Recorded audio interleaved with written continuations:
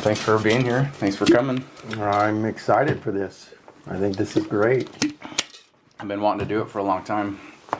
I've been thinking about it for a long time, so now we're finally doing it. Today's the day. Today's the day for it. Well, we're called natives. We're here in Arizona, and I was born in Arizona, born in Phoenix. That hospital's been tore down a long time ago, but there was my mother and my father and me, and then a sister. That was the extent of our family at the time. I'm the oldest, firstborn. We lived in Phoenix, just rented an old house, 19th Avenue and somewhere. I don't know exactly where, but I even have seen pictures of it, and I remember that house.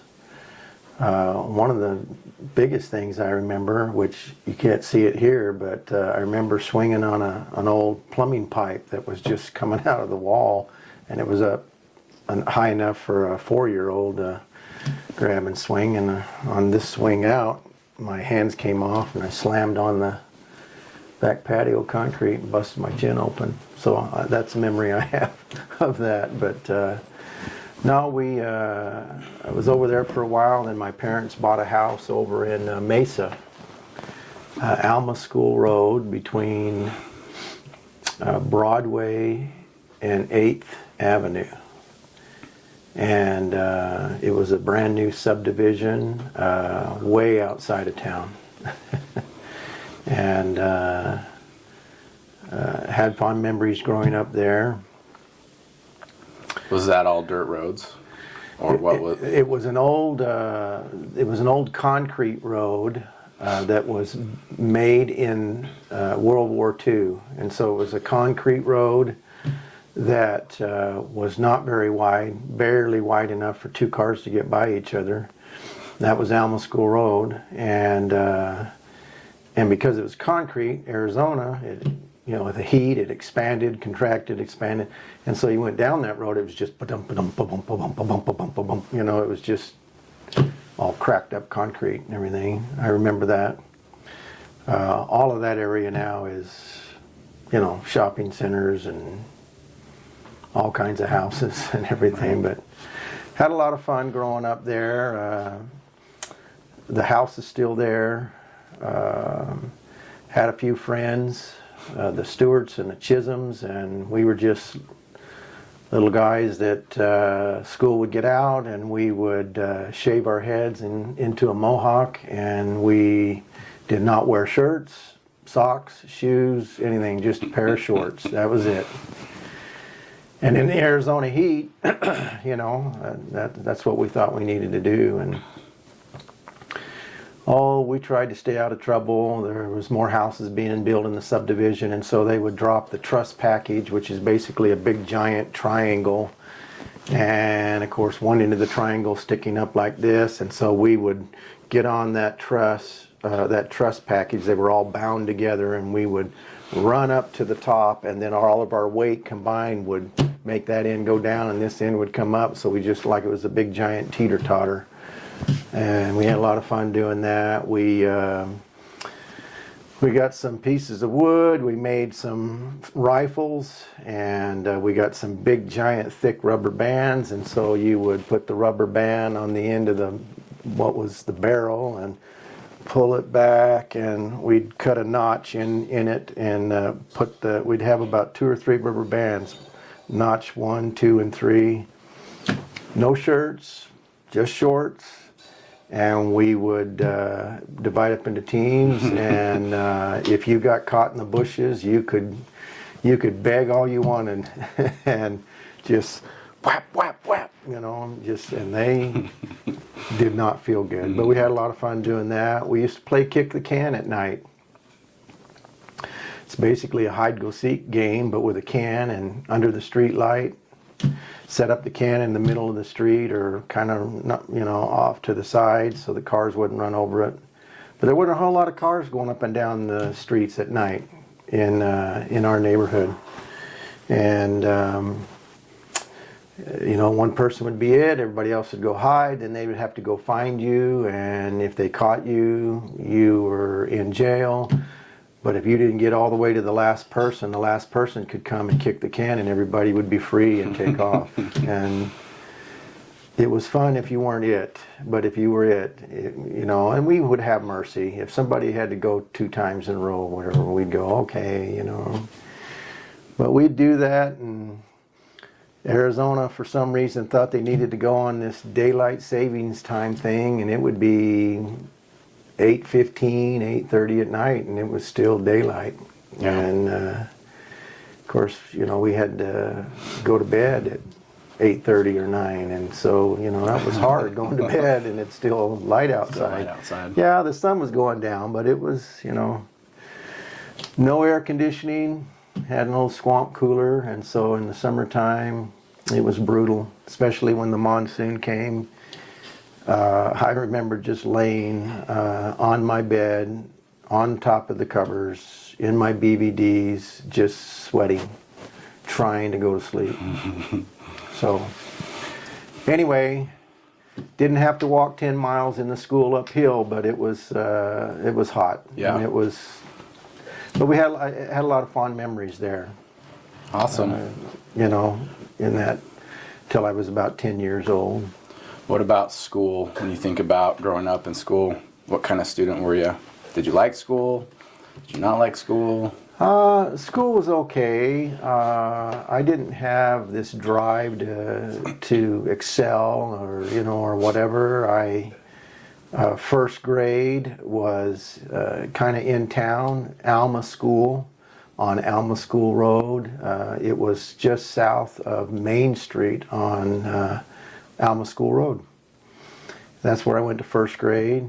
Had a bunch of olive trees out on the playground, and there were wasp nests up there, so we'd get rocks and throw them at the wasp nests, and that's when I got stung for the first time, and I got stung more than once after that. But were the railroad tracks there then? Oh yeah, you'd go over the railroad tracks, and in fact that school was just on the other side of the railroad tracks, and you'd drop over the railroad tracks and turn right there and go into school. And funny, I can't remember I don't remember riding a bus. I don't remember if my mom took us down there or what, and then in our neighborhood, they were building a school, and they built Adams School, and so I went to Adams School from there, 2nd grade, 3rd grade, 4th, 5th. Later on in life, I wasn't excited about school. You're talking like high school, junior high, high school, or? Yeah, well, so when I was 10, we moved. We moved to Tempe, and it was a nicer home, bigger home.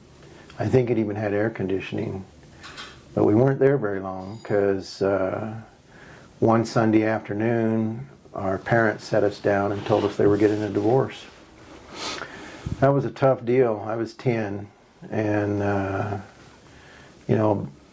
I've talked to people that went through that at those ages, and it was interesting. I felt like it was my fault. Here I am, a little 10-year-old boy, and all I could think about was all the times that I was slow to obey, and my parents had to tell me more than once to do something or whatever, and it would, I thought it was my fault. And there was no counseling back in those days to say, hey, look, it's not your fault, whatever. So I carried that burden for a long time. But so then we moved a lot. I moved every year. Every year I went to a different school. My sister and I lived predominantly with our mother. And so every year we'd go to a different school. Tempe, Scottsdale, ultimately ended up in Maryville. It was hard to make friends because, they're temporary. Right. You didn't know how long you were going to be there. Yeah, and our mom did the best she could. We did get to see our dad on weekends, But yeah, that was a tough deal. And then mother remarried to a guy named Roger, and they ended up having a little boy. And so here I am 13 now, and my sister and I were getting a little brother, and we were really excited about that, and couldn't wait to get home from school to play with him, and didn't like it when he threw up on us, but you know, it was a good time. And then they were going to move to California. I did not want to move to California. Friends, friends had already been going to parties starting when I was 12. Before we even moved to Maryville, when I was 12, I got invited to a party, and I knew what was going to be going on at that party, and I just said, yeah, I'm going to pass. And most of my friends smoked pot for the first time at that party, and so I just thought, if I move to California, who knows where I'm going to end up? Who Right. knows what trouble I'm going to get into or whatever. And at this time, you're 13. 13. Well, they were 14. when they were moving. I was 14. And so I think back when I was 14, or I think of, you know, some of my kids are around that age. I don't know if, had I been in the same situation, I would have been thinking the same thing of, if I moved to California, who knows what's going to happen. I might get in more trouble. I might whatever. So, I mean, I guess to me that's impressive, thinking as a 14-year-old kid, you know, thinking about what kind of decisions you're making, how that's going to affect your life, how that could affect things, and that it wasn't just, I have a lot of really good friends here, so I don't want to move, which would be like the typical type of a thing. Maybe that was part of it, but I think it's interesting you saying you had those thoughts of, I don't want to go because not only there's already this party scene, maybe you had this vision of California, who knows, is it worse there, is it different, who knows what's going to happen. I knew it was going to be worse there. Yeah. Yeah. That's interesting to me. And maybe only a matter of time. You know, I believe in God, and I believe, as I look back at my life, I see the hand of God in my life, and I think that was one of those moments when I just had thoughts and impressions that, you know, that's probably not a good idea. And so ended up moving to Mesa. Did they move to California? They moved to California. And you stayed? My sister and I actually stayed, and our dad had remarried. Okay. And so he had remarried, and there was two stepsisters and a stepbrother. So you moved in with your dad? Moved in with our dad In Mesa. In Mesa. Okay. Yeah. And interesting enough, I'm 14 and my stepbrother was 16, and my name is Terry and his name was Terry. And so it became Big Terry and Little Terry, which was fine. You know, I was just this skinny Big T kid, and Little T. you know. And we had lots of adventures together, and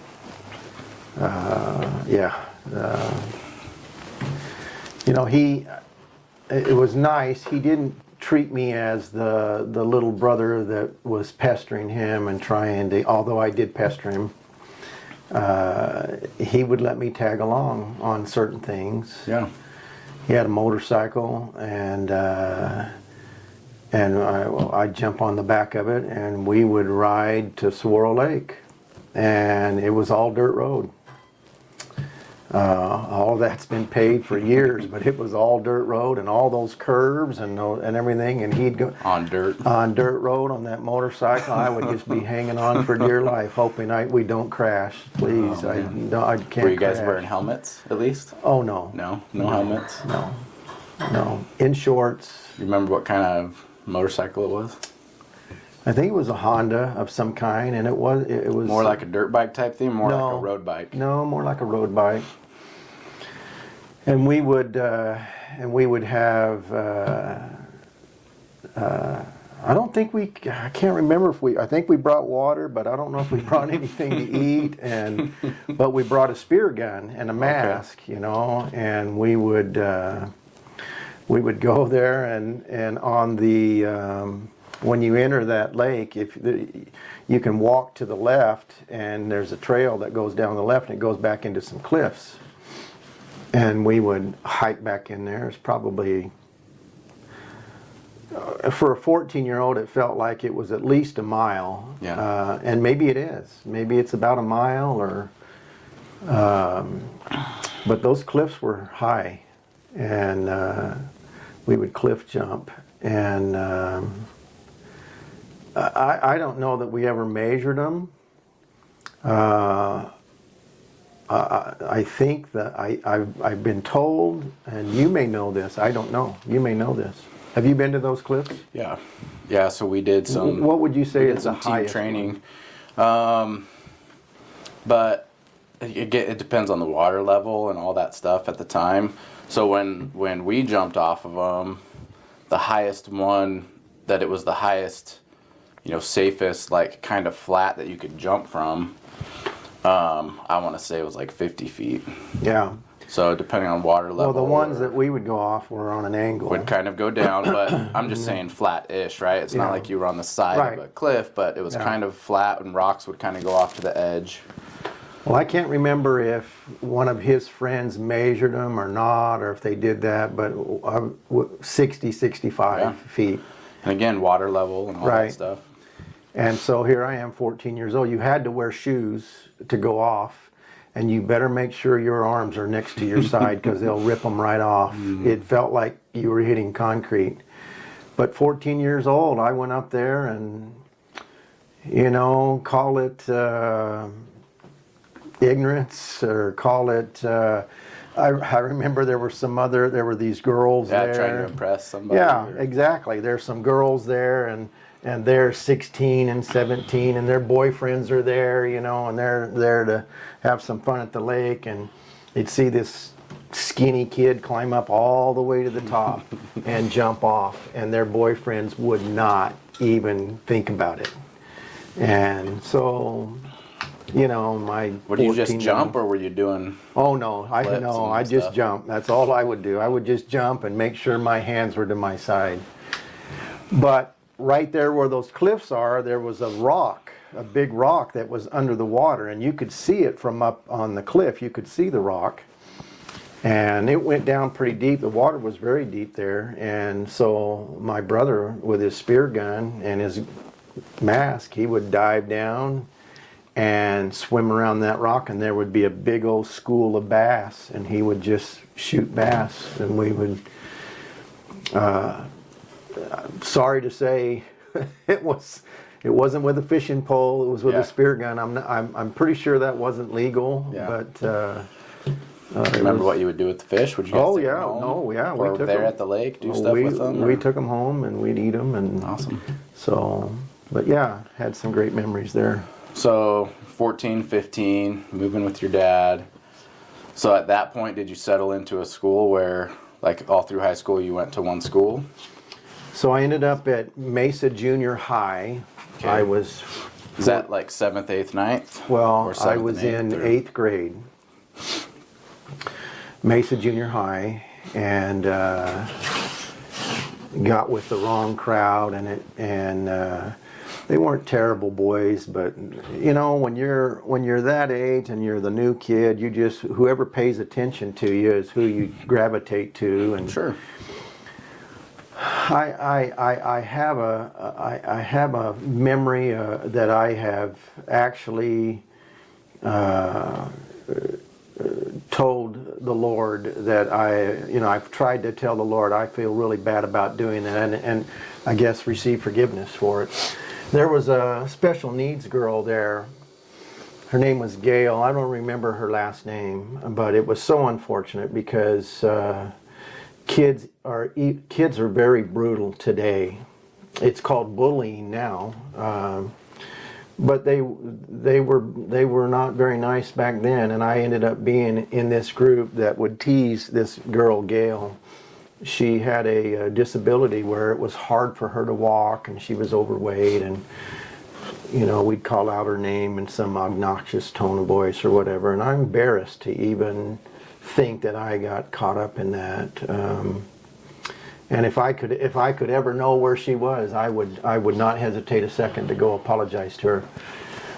But yeah, that was not a good time, not an easy time in school, trying to make friends, and thought that would be some stability. Ended up moving there in the middle of the school year, but that was the only year I spent there. Next was high school, freshman, sophomore, junior, senior. By then, I really didn't like school. I just didn't care for it. I didn't realize, I didn't think, well, why do I need school? I wasn't as forward thinking then. But so a good friend of mine, his parents were starting a private school where they were going to provide a building, and you could, and the curriculum was ordered, and they sent it to you, and so you basically could go follow a curriculum and do it at your own pace, and you could either be slow or you could be fast or whatever. Well, my dad and mom didn't have any money for that. So I was motivated enough by my dislike for school that I thought, well, I'll go get a job and I'll pay the tuition myself. With the idea being graduating in 2 years instead of 4. Doing it fast. Yes. Yeah. And being done with school. And so... Some would say that's very forward thinking. Well, yeah, but in your mind, it was just, I got to be done with I got to get out of here. I got to get out of school. I don't care for it. I don't... Anyway, so I went and got a job at a steakhouse. And I needed transportation to that job because I didn't really have anything. And it was... Well, we were at Alma School Road and... Well, no, by then, I can't remember if we had moved. I think we had moved back. And we were at Alma School Road, kind of right across from that subdivision that my early memories were of, at a house over there. And so I would ride all the way down to University, which is, I don't know, is that 2 miles?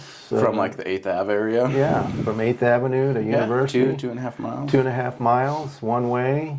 Alma School Road down in that section was still narrow, and big old giant ditches on the side, and came out to University Drive, and there was a steakhouse over there in the Sherwood Shopping Center area. And so I washed dishes, and for $1 an hour. In my spare time, I had to bake the potatoes. I had to tenderize the steaks. I had to make the strawberry pies. How did you tenderize the steaks? I think there was some kind of thing that you would stab into them or whatever, and I think there was some kind of sauce or something, if I remember right. But you're like pounding them with some tool. Yeah, and it has needles on it, and you're kind of stabbing it. The marinade or whatever can get into the meat. Yeah, right, something like that. But wash the dishes, tenderize the steaks. They were on big platters with plastic over them, and they were stacked on top of each other. And then... How old are you at this point? 16? 15. I'm 15 years old. And make the strawberry pies, make the salads.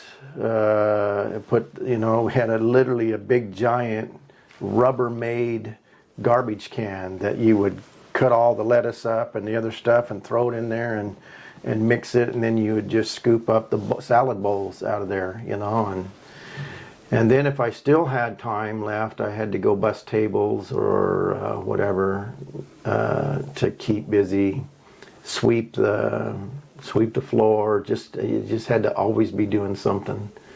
So $1 an hour, and I would get off work. It would close at 9 o'clock at night, so I'd get off work at 9. When did you start work? Well, it would have to be after school, so I would work from 5 to 9, get out of there by 9:15, and ride home, and of course riding home 2.5 miles at 9:15 at night. I think, I'm gonna guess I'd got home around 9:45 to something like that. Yeah. Took me 30 minutes maybe. So you'd get home from work. Were you doing that every day, 5 days a week, only on the weekends? I was getting about 20 hours a week, 20 to 24 hours a week. So you were making less than $25 a week. Yeah, and school tuition was $60, $65 A week or a month? a month. A month. A month. So in a little over 19, 2.5 weeks, you could have tuition. yeah. Yeah. And then you'd have a little bit each month. A little bit left over. Right, to buy clothes with, because I had to buy my own clothes. Yeah. And then I got a job, a grocery store named Smitty's opened up, and I got a job there bagging groceries, and I got a huge raise, $1.10. That 10 cents, I thought, man, all the things I can do with that. And So you're 15, 16? now I'm 16. So the year then is 1972. 1972. You're 16.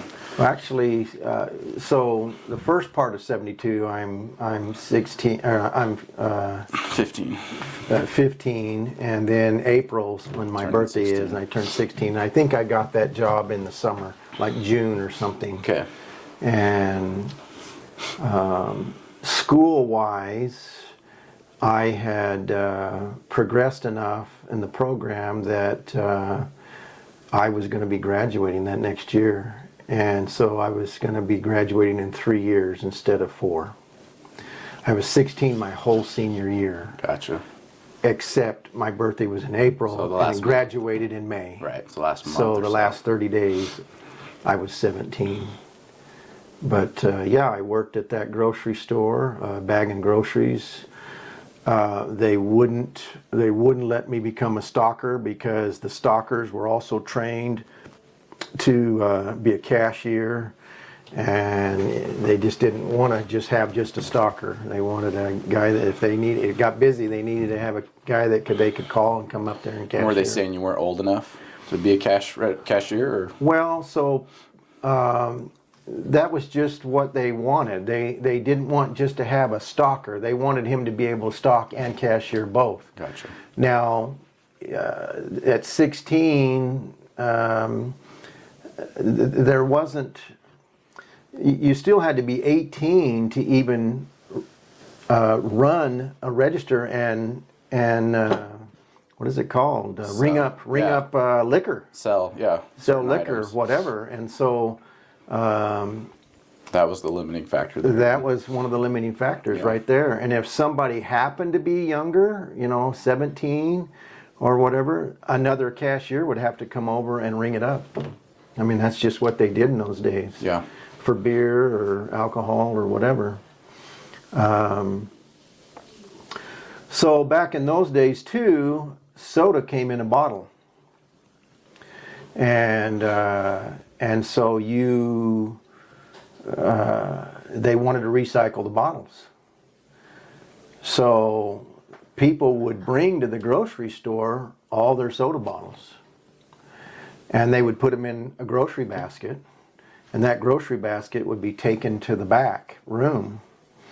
And then somebody had to take those baskets of bottles and go into what's called the bottle room, which was basically just a chain link cage, chain link ceiling, chain link walls, in the hot sun, no roof over it, and put all the Dr. Pepper bottles over into the Dr. Pepper section, and Pepsi and Coke and so on. And I got a promotion to be the bottle boy. Now I'm making $1.25 an hour, and thought I'd just died and gone to heaven. Anyway, I had saved up enough money during the summer to buy my first vehicle. And it was a 55 Ford truck with a Chevy 283 with a 2-speed power glide transmission. And the gas gauge didn't work.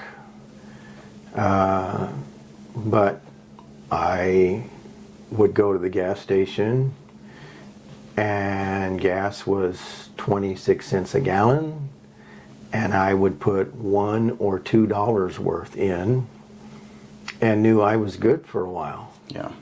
I think the most I ever put in that truck was $5 worth of gas. And I mean, that's 17, 18 gallons right there. it was probably all that truck held. Anyway, yeah. Working at Smitty's. You graduated. I graduated from high school. I just turned 17, and by then I had decided I was going to be a general contractor. And so what did I need to know about math? That's how naive and ignorant. What did I need to know about math? What did I need to know about English? You know, I just had the worst attitude about all that stuff, and barely graduated, literally. And there was, Even though you graduated a year early. even though I graduated a year early, yeah, there were 11 of us in our graduating class, and actually this year was 50 years ago 50 years. that I graduated from high school. Yeah, Graduated high school. boy, has that gone by fast. Didn't like school, so you came up with a plan to pay your own way to graduate early. You graduated a year early. From there, graduate high school. You're working. You stay at Smitty's. No, I'm going to get into construction because I was going to be a general contractor.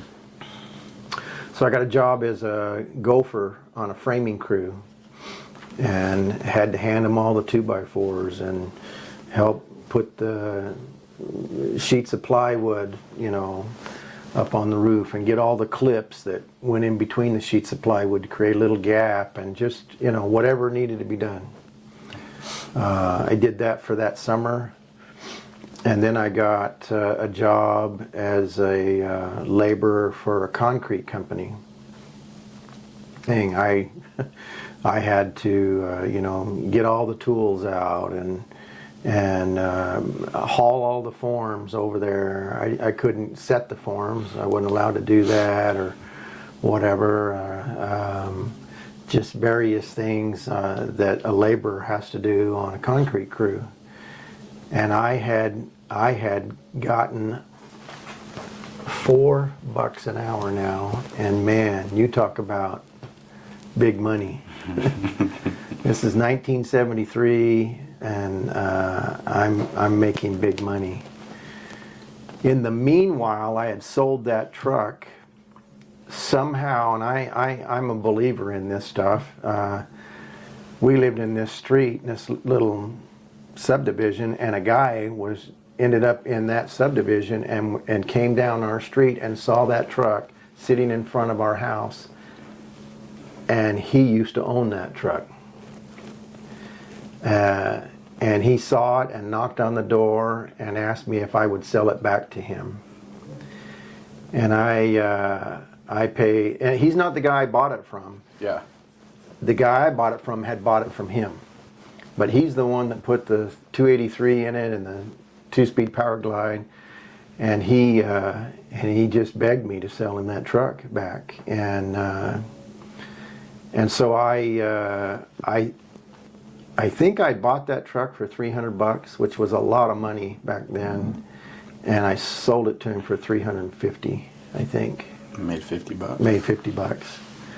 But now I needed a car or something for transportation. And stepdad was really into cars, hot rods and stuff.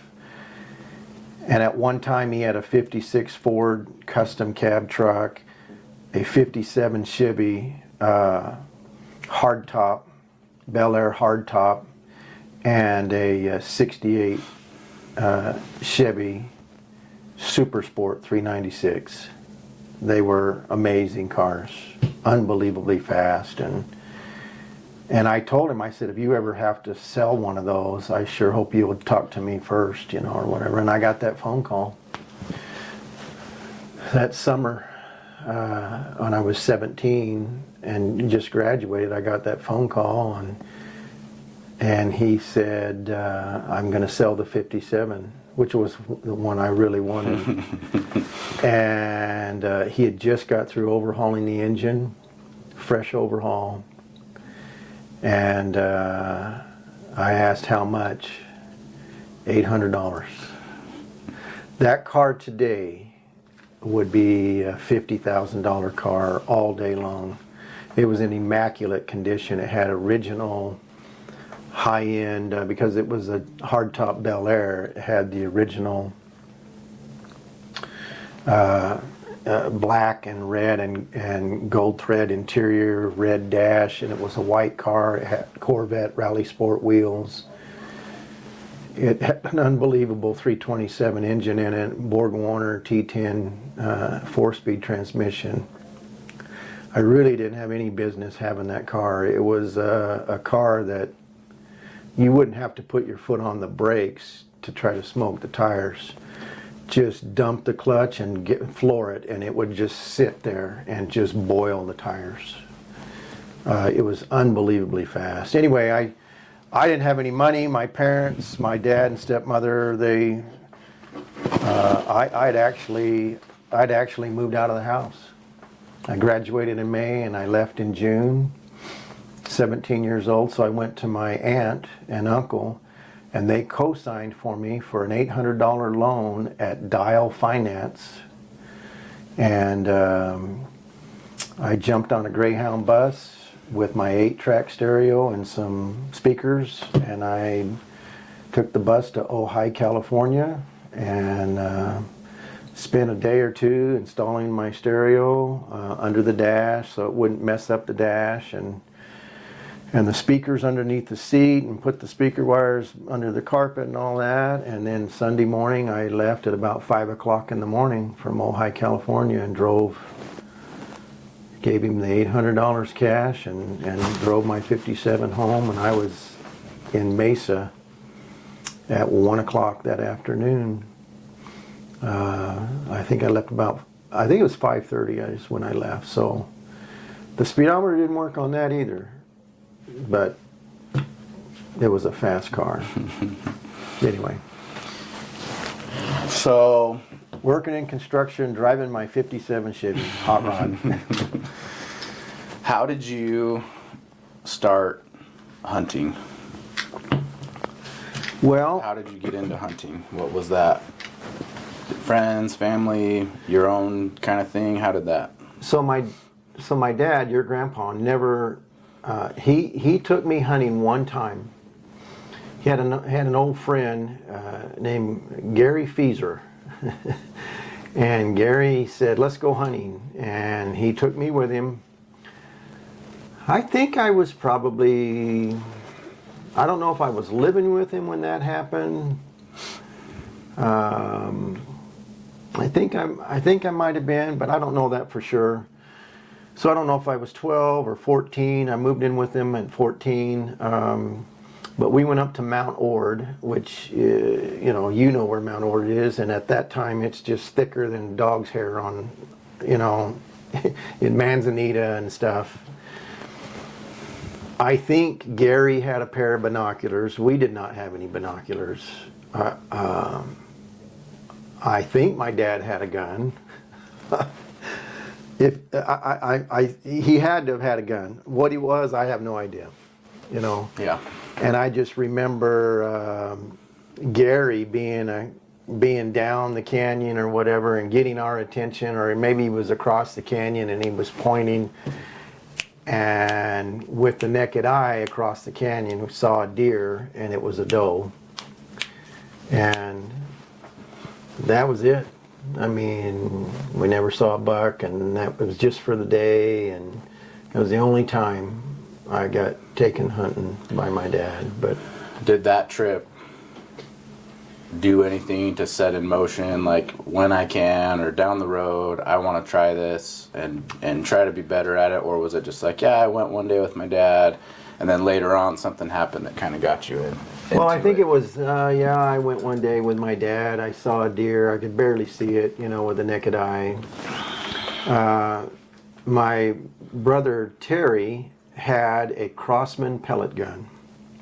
And you could put 177 pellets in it, or you could put BBs in it.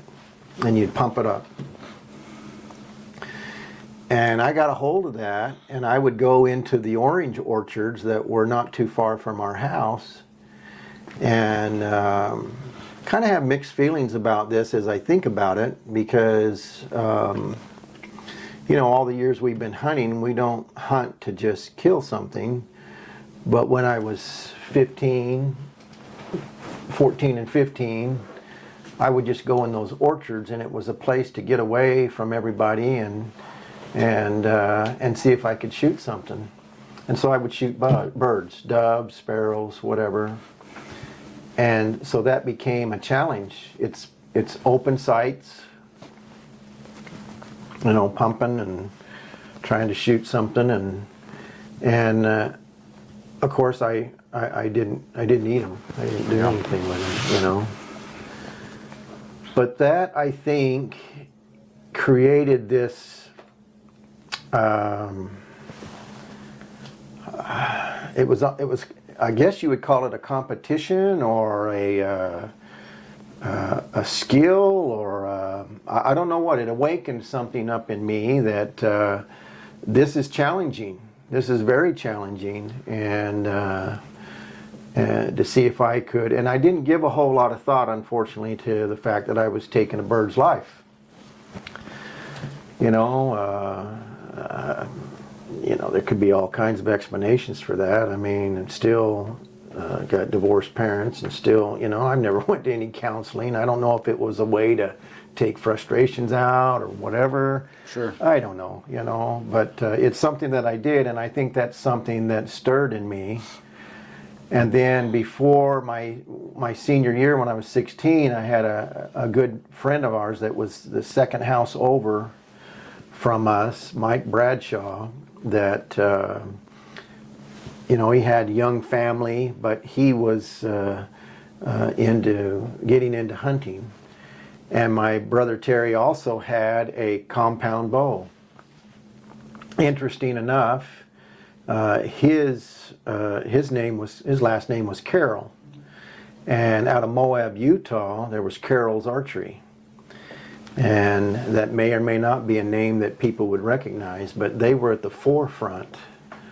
One of the leaders in the industry of archery out of Moab, Utah. They were the first, or some of the first ones, to make an aluminum riser and bolt some limbs on it. Anyway, he had a compound bow that they'd made. Because his last name was Carroll, he got it for free, and it was a nice compound bow or whatever. And my neighbor was going to go javelina hunting, and he said, "You want to go?" And I said, "Sure." And I didn't even know what a javelina was or what it looked like or whatever. He says, "Oh, it's a pig, you know, or whatever." So I had this vision in my mind, and anyway, I brought that recurve bow, and I had practiced shooting boxes out in the backyard, and we went. Never saw a javelina, but somebody in the group that we went with did, and a guy shot one with his bow, and I have not seen one since. It was red. Most pigs are salt and pepper kind of color. This pig was as red could be.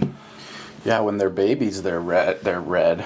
This was, And that you'll even hear people call them reds or little Yeah. reds when they're babies. and you know what? It may have been a sub-adult. It may have been in between a baby and Yeah. an adult, but I just remember how red it was, and I thought, wow. And it was being commented on. Wow, this is an unusual color. He's still red or whatever. Yeah. Anyway, so I got to see what a pig was, out of the group or whatever. And so that was kind of part of it as well. I met a gal, and her sister had married a guy that was into hunting and reloading bullets and stuff. And so it kind of just took off from there. So when you think about those early years when you actually first started getting, where you were thinking about hunting, preparing to go, like, hey, I don't even know, was it a draw system back then as well, like early 20s, whatever age you were, as you got into like, hey, I'm gonna big game hunt, I'm gonna hunt whatever, deer, elk, archery, not archery, like how'd you kind of I was 21. start getting into that? And they did have a draw system back then. So however long ago that was, probably, it was 78. It was 1978. And myself and a couple of friends put in for a rifle deer in Unit 27, which is over in the eastern part of the state, and it's high elevation, pine trees and stuff. Didn't know a whole lot about it, just really didn't. By then I was married, I had a little girl, and I had a four-wheel drive truck, and we went on that hunt, and I shot my first deer. I had bought a 7 mag, and I had worked up a load for it. And so I was 22 then. Yeah, in 78 I was 22 then when deer season came around.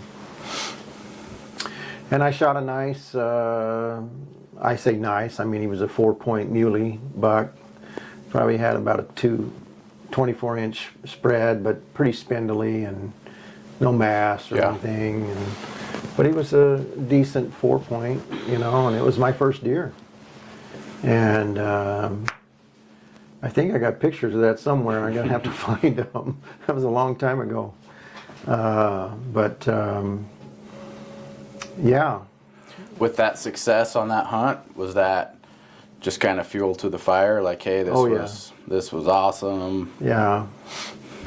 Yeah, I had got this 7 mag, and I'd worked up a load so that if I had to take a 200 or 300 yard shot, you got to remember back in 1978 there are no rangefinders. Maybe the military had them and it was top secret equipment. I don't know, but the hunting community did not have rangefinders, and so you're looking with your eye trying to judge what does 100 yards look like, or 200 or 300 or whatever. For heaven forbid 300, that is just an outrageous shot. You really have no business taking that shot. And I shot that deer at 27 yards. With a 7 mag. With a 7 mag. He had no chance. Do you remember what scope you had on that rifle? I'll bet it was a Tasco. Tasco 3 to 9? Could have been. It could have been a 4-power. For all I know, just a fixed 4-power. It might have been a 4-power, or it might have been a 3 to 9. Tasco, yeah, would be my guess. In fact, I'm almost positive. Yeah. Because I never bought a Redfield or a what would be the other one? It's been around forever. Was Burris around? Weaver's Redfield, no, Burris, maybe Burris around, but I didn't know anything about him. I'm trying to think of the other one, but basically there were 3 kinds of scopes back then, as I remember. The major companies. Yeah. And I just can't remember the name of that other company that's been around. You remember if that was a mule deer tag, or was it any antler deer tag? It was a mule deer tag. Yeah. So, yeah, kind of tell us, how'd you get into then hunting coos deer? Well, actually, I didn't even know there was two different kinds of deer in Arizona, and I finally heard about them. And you know, believe it or not, or accept it or whatever, if you hunt muley, you know, the joke is they stand right there and let you shoot them, or you scare them and they pogo out there 100 yards and stop and turn broadside and say, shoot me, you know, or whatever. That was my experience. We literally came up on that deer. It looked up at us and was standing there looking at us, and I thought, holy cow. And then it put its head back down and started eating again, and I thought, they're just dumb, Yeah. you know. But then on the contrary, you hear about the what we call the whitetail deer, coos deer, which the proper pronunciation is cows, but nobody calls them cows Right. deer. That just doesn't sound cool. But it was a Dr. Cows who did all the research and studying on those deer down in the southern part of the state of Arizona. But anyway, you hear about coos deer, and I just heard they're just so smart and they're hard to find, and you know, you better have binoculars or you're not going to have any success. And so it just sounded like way more of a challenge to hunt them. They're a lot smaller deer. They live in different country, rougher country. So I kind of got intrigued with that. And also, there was always probably 4,000 to 6,000 coos deer tags left over after every hunt. So you could go hunting. You had to get drawn, but not enough people were hunting those deer in those days. So there was always the opportunity. There was always an opportunity, and you could just, if you didn't get drawn for muley, you could just put in and then eventually over the counter. And it got to the point where literally we would just put in for those units down there in the south, get a coos deer tag, and then there would be, you know, the word got out, and after a while there'd only be like 3,000 left or whatever, and only so many people would send in and then there'd still be 2,000 left, and then it became first come first serve over the counter, and you could get two deer tags. Yeah. And so that kind of accelerated it, you know, because now you're hunting for 2 deer. And so how many times did you do that where you had 2 deer tags? Handful of times? I will bet that it was at least 4 or 5 times. At least 4 Kind of or like 5 times. this period of time, 4 or 5 times in a row, you know, years in a row where you would yeah, get years drawn, in a row. and then you would also go for the same unit, buy an over-the-counter tag. Yeah. Tell us one of those stories where you filled both of those tags. How was that? Well, when I really got hooked on those deer was, you know, you'd go down there and you'd find a spike or whatever, and back in those days, you kids were coming along. My sweet wife was more than patient with scouting trips and, you know, going out to shoot, or, you know, and going hunting and so on. And I remember a friend of mine, I was getting a friend of mine into hunting, and he had a brand new Bronco, and we went down south, and and I had a 22-250, which I was concerned about because I was thinking, man, I hope this will knock a deer down. But these coos deer, a monster coos deer might weigh 125 pounds, you know. And I remember we came over this ridge, and he goes, hey, there's some deer right there. And still didn't have binoculars at that time. Couldn't afford them, if, you know, whatever. And so I sit down and I wrap my arm in my sling and I get my elbows on my knees while he's standing there shooting at it. He goes, "There's a buck." And so he's shooting at it. Well, you know, offhand shooting is very tough position to be in, and you have to be dang good or lucky, one or the other, you know. And of course he couldn't hit that deer. And so, you know, in my position, I'm steady, I've got my elbows on my knees, wrap my arm in my sling, I'm pulling that tight, and he shoots and I squeeze it off and drop that deer. And it was, I think it scored about 75. But it was a beautiful little three-point rack, you know, with eye guards. He wasn't happy with me. Chad didn't like that. And I said, You had your "Hey, chance. what, you know, you got first shot, you know, or whatever." And he doesn't hold that against me or anything, but, and you know, he's got 4 boys, and I had 4 boys, and they've gone off and hunted, and they've killed some monster coos deer over the year. What's their last name? Carling. Yeah, so that's the Carlings. That's the Carlings. Yeah. Some people listening might know the Carlings. Yeah, they definitely know what they're doing. Yeah. They've killed some big deer, and we have too, you know, over the years. But yeah, so then I went down there one year and got two tags, and I had my father-in-law's old homemade wooden pack frame that he had made, and I borrowed that, and I was just kind of hiking around in the hills and came over a hill, and here were 2 spike coos deer bucks, and I just pulled up and shot both of them. I had 2 tags, I shot both of them, and then they both hit the ground, and I thought, well, that's stupid. I gotta carry both of them out. I was a ways away from camp. But I cut them all up, and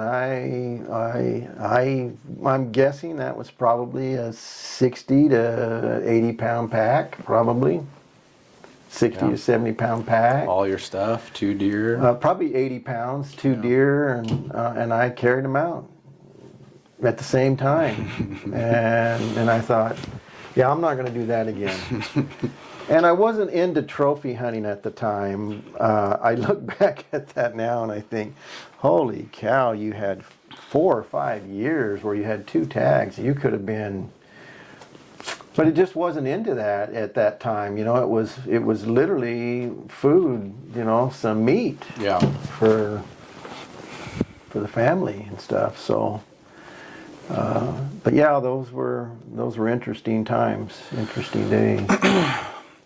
Besides all the stuff that you were doing on your own, learning and hunting and scouting and reloading and all that stuff, was there somebody back then, I don't know, a public figure or not, or somebody that, or videos or magazines or something that you would be like, okay, this is how I'm gonna progress my hunting game to be more successful, or to find bigger bucks, or to, as far as how do I do things, or hey, I need to get binoculars, I need to get a rangefinder, I need to get, oh, I have this scope on my gun, but it would be better if I had this scope on my gun, or just kind of that transition. Was there any public influence, I would say specifically in Arizona and kind of in even the coos deer hunting space, of like, okay, if I do what this guy does, I watch his videos, or I've read his articles in such and such a magazine, or I've heard guys talk about it at the local gun store, and if I do that, that's going to help me, whatever? Or were you just kind of trial and error on your own, kind of figuring stuff out?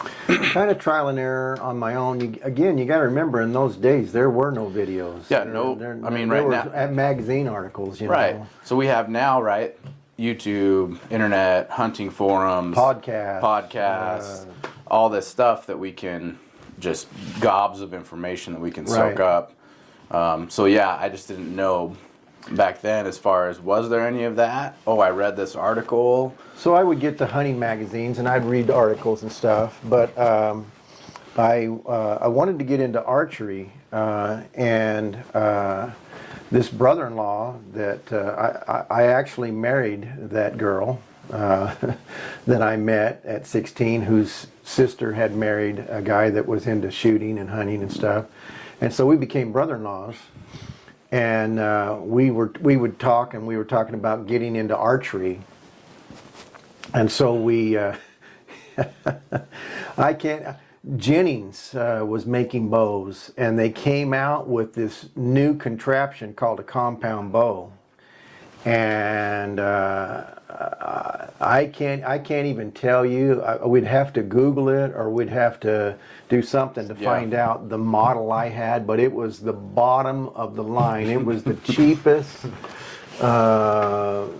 Jennings compound bow you could get. Not much more than a recurve with wheels on the end, on each end. I mean, you know. And I had 5 kids and working in construction. There wasn't a whole lot of leftover money. And but I got a hold of one of those. I might have paid $50 for it, but my brother-in-law was doing way better than me, and so he got a Jennings T-Star. I'll never forget that. And it was just a little bit above what I had. And we got some archery javelina tags. You know, by then I had shot quite a few, my share of javelina with a rifle or whatever, and they're just not much of a competition to do that. So we were going to get into archery, and so we did that, and that was an amazing hunt. We glassed up this herd of pigs. We didn't know how many was in the herd at the time. We just glassed up a few pigs and kind of were 50 yards apart, and kind of was just going up the ridge. And I'll make the story short, but I hear him shoot, and I hear a pig squealing. So I thought, oh man, he got one, you know, or whatever. And then I turn and look, and literally 10 yards in front of me are 3 javelina. I didn't even see him until, I mean, and if you've hunted javelina, that can happen. You just, you know, and so, man, there I am, and I had not practiced a 10-yard shot. I'm just being right up front about it. I had a 20-yard pin and a 30-yard pin, and I had not practiced at 10 yards. I didn't know where to aim or whatever.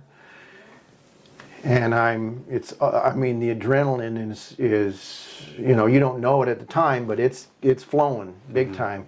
I pull back and I shoot at this pig broadside at 10 yards, and I go right over its back. And they scatter. There's about 3 of them there. They scatter, and I lost my legs. My legs came out from underneath me. I mean, the adrenaline and that euphoria. I had never had that happen before. Yeah. Never. And I had no control. Yeah. I mean, my legs came out from underneath me, and I'm sitting on my rear end on the ground going and and I'm shaking. I'm shaking, and I'm going, what the heck, you know?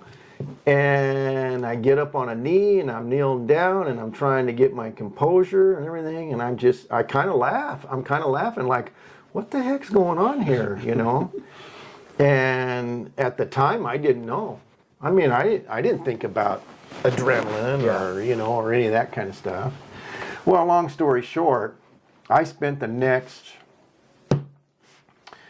I think it was at least 45 minutes. There ended up being 25 javelina in this herd, which is a big herd, scattered across the top of this ridge, and here and there, and, you know, 3 of them here, and, you know, over here 50 yards is another 2 or 3, you know, or whatever. And I'm missing shot after shot after shot. I only had 5 arrows. I've shot all of them. I don't have a javelina yet. And I see my brother. I lost sight of him, and I yell over to him, come over here and help me find some arrows. I'm out of arrows, you know, or whatever. I find 3 or 4 of my arrows. He goes, no, I'm still chasing one over here, you know, or whatever. And so we got quiet and quit we weren't yelling at each other. I think we'd kind of gotten together and we're kind of chatting at a softly or whatever. But anyway, I've shot my arrows. I've found 3 of them. I shot 2 more of them, so now I've shot 7 shots. And I have 1 more arrow, and I look across a ravine, and there's 3 pigs on the side of the ravine, and there's this little, it's flat where I'm at, but then it kind of goes to the edge of the ravine, and there's just kind of a prominent shelf there, and I just thought, I'm not gonna try to sneak up or anything. I'm just gonna walk over to that, to the end of that where I can't go any further, and if one of them's still standing there, I'm gonna see if I can hit it. And that's what I did, and 2 of them, they don't see very good. And I wasn't trying to sneak, or I just thought, this is it. I'm just gonna walk over there. Yeah. And so I just walked over there. I was trying to be quiet, but I just walked over there. 2 of them took off, and one of them was just standing there, just kind of looking around, you know, and across the ravine. And I'm thinking, oh man, is that 30 yards? And I drew back and I let it fly, and I hit him right in the spine and dropped him. And his front, I mean, I don't mean to be too descriptive here, but he lost his rear end, and Right. and Spine shot. so he goes over the top, and that's when I get my brother-in-law's attention again, and I said, I got one, you know, he's not going to go very far. I got to go take care of this. And anyway, I find another arrow and go over the top, and he's down at the bottom of the next ravine over there, and he's not happy, and he's popping his teeth, and I went up and finished him off. But that got me into archery. So that was your first archery. That was my first archery kill. It just, and that javelina was a boar, and not knowing anything about it at the time, I have since then got a couple of javelina in the Arizona State Record Book, and I should have boiled that skull and measured that pig, because it was a book pig. Yeah. But I didn't know it at the time. Right. You know. But let's see here. We've talked about a lot of this. So you talked about glassing. You said you were glassing. So just kind of quickly hit on that. So at that point, I'm guessing you're hand holding binoculars, and you're just kind of smaller magnifications, or how did that kind of progression go for you? You hear about, we started hearing about, man, you need to get binoculars, or whatever. And so I just had these cheap 7x35, I think is what it was, binoculars or whatever. I couldn't even tell you what brand they were, but I thought, okay, I'm going to save my money up. And we went, let me back up. You asked about, and that's why I told that story. I got into archery, and I went down to the local. Yeah, like influence or. Yeah, the local archery shop, and they were doing archery shoots down there, competitions and stuff. And I went down there, and I met a guy named Ron Buckner. And we hit it off, and we became friends. And so I guess the person that I learned a lot from was him. He was really into it big time. By then he had killed, I don't know how many javelina with a bow, killed deer with a bow. He was into guns and rifles and loading and all that kind of stuff. So we became friends. We started hunting together, and I learned a lot from him. Yeah. I learned a lot from him, and that was probably local influence-wise the biggest. He wasn't trying to be a mentor, and I didn't look at him as a mentor. But I learned a lot from him. Yeah. Would you say if you heard something about trying to do this, or you should do this, or we need to try this on our next hunt, would you say most of the time that was Ron telling you, hey, I heard about this, or hey, we need to do this, or...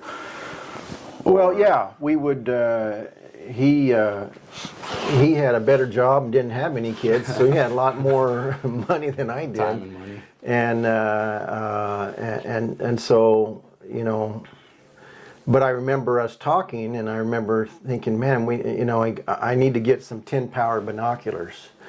And so I saved up my money and went down to Wide World of Maps. Okay. And bought these Swift 10 by 50, I think, binoculars. Still have them. Yeah, you're the one that has those? Yep. Yeah, I bought those binoculars. Oh my gosh, what a game changer. Man, what a game changer. That's what Carson glasses with. Yeah, and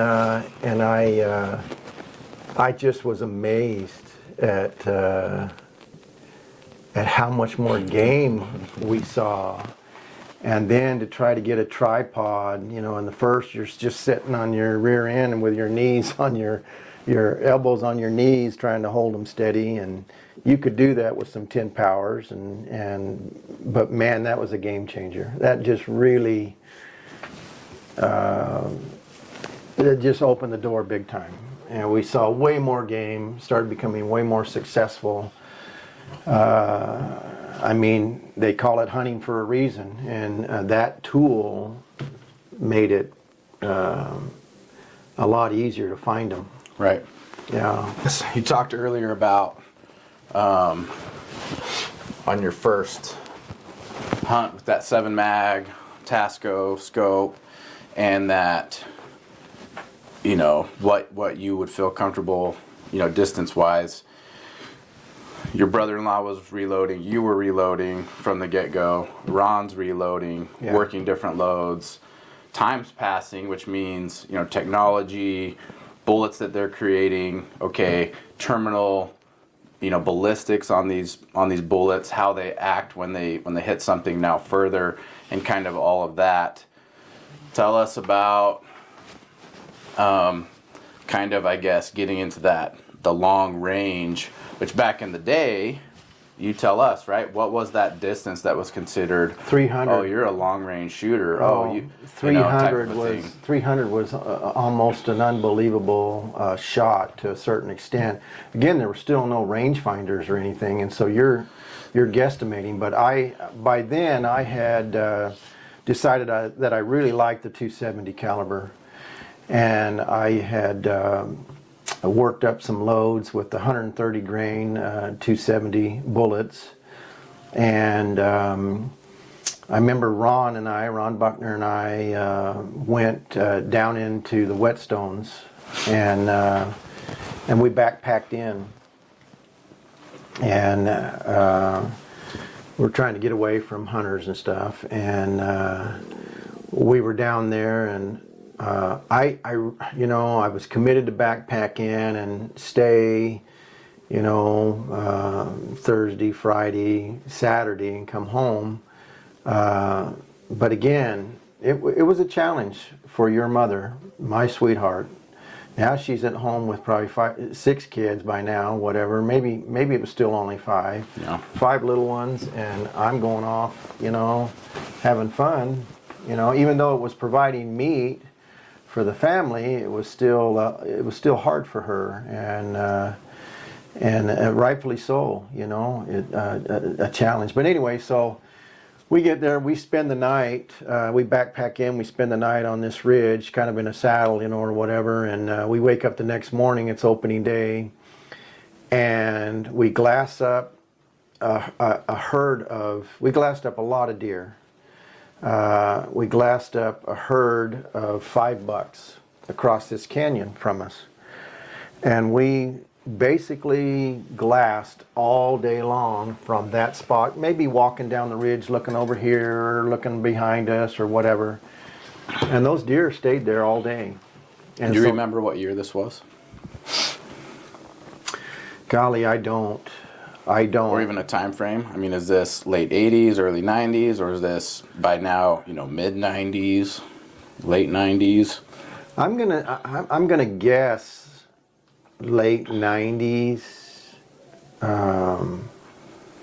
Maybe, no, maybe earlier than that. I'm not sure. Are you glassing off tripods yet? We are glassing off tripods. We have backpacks. Like I said, we packed in there. Yeah. But we watch these deer, and they're across the canyon from us. And I decide, I tell Ron, I said, you know what? I think I'm going to shoot one of these bucks. It's 3 or 4 o'clock in the afternoon now, and we've been, we keep going. Right. We're glassing, and we go over there, and oh yeah, they're still there, whatever. And the biggest one, I think Ron had a Bushnell spotting scope.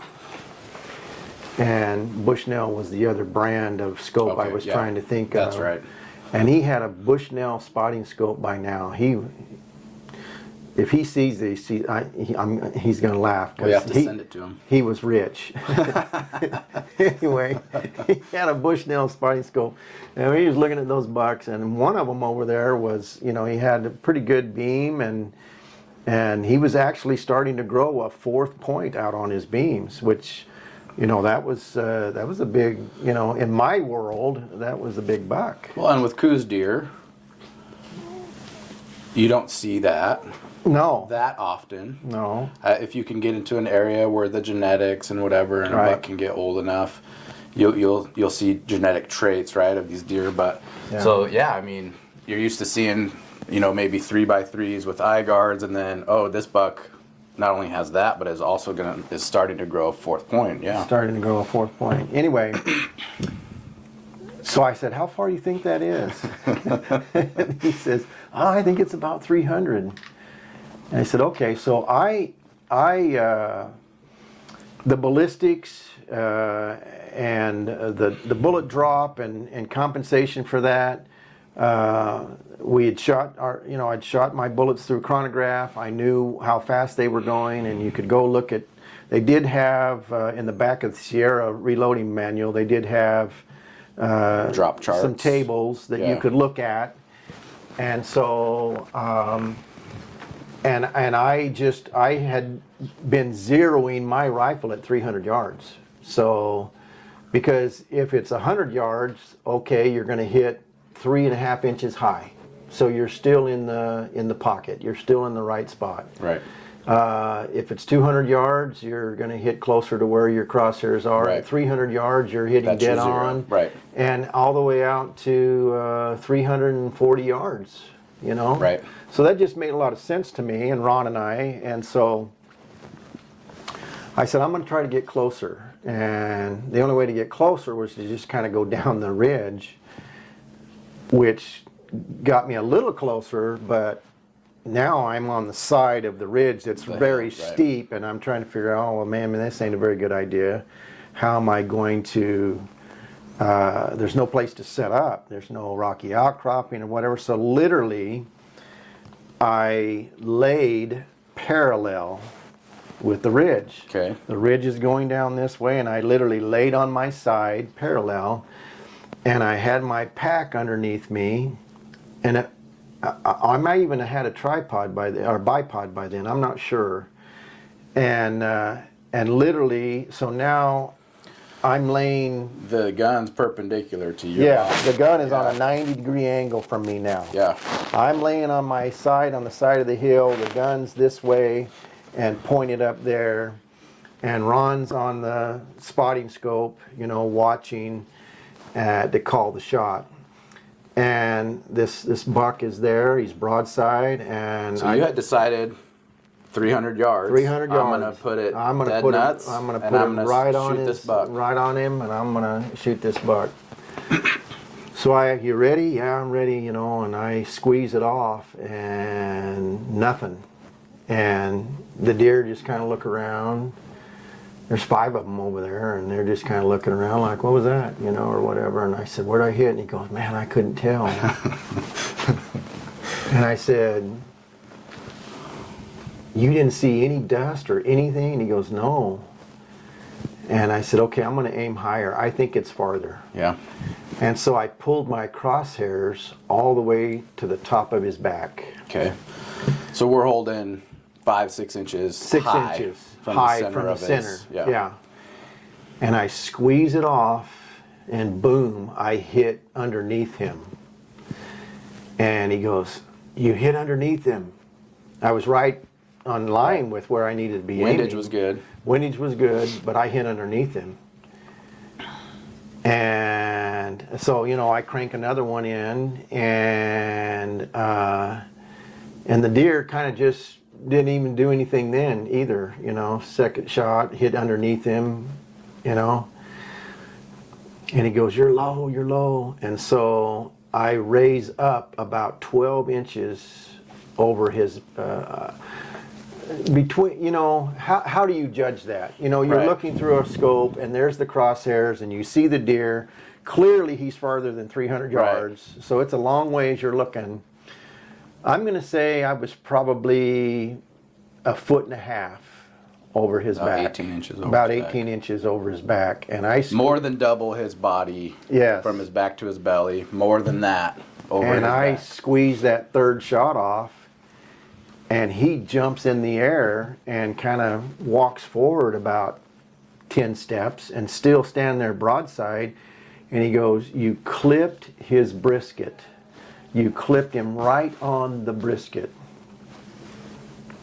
So I've got one more shell. I mean, I've got more bullets, Right. but how long is he going to stand there for Right. this stuff, So I cranked the fourth one in, and I'm holding now what I'm estimating to be about 30 inches over his back. And I squeeze it off and center punch that buck and drop him in his tracks. And Ron's just going, how far was that? How far was that?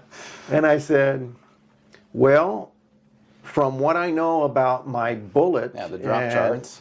It's just in my mind. We didn't even write it on a card Yeah. and tape You it just to our memorized gun. it. You just Yeah. memorized it, I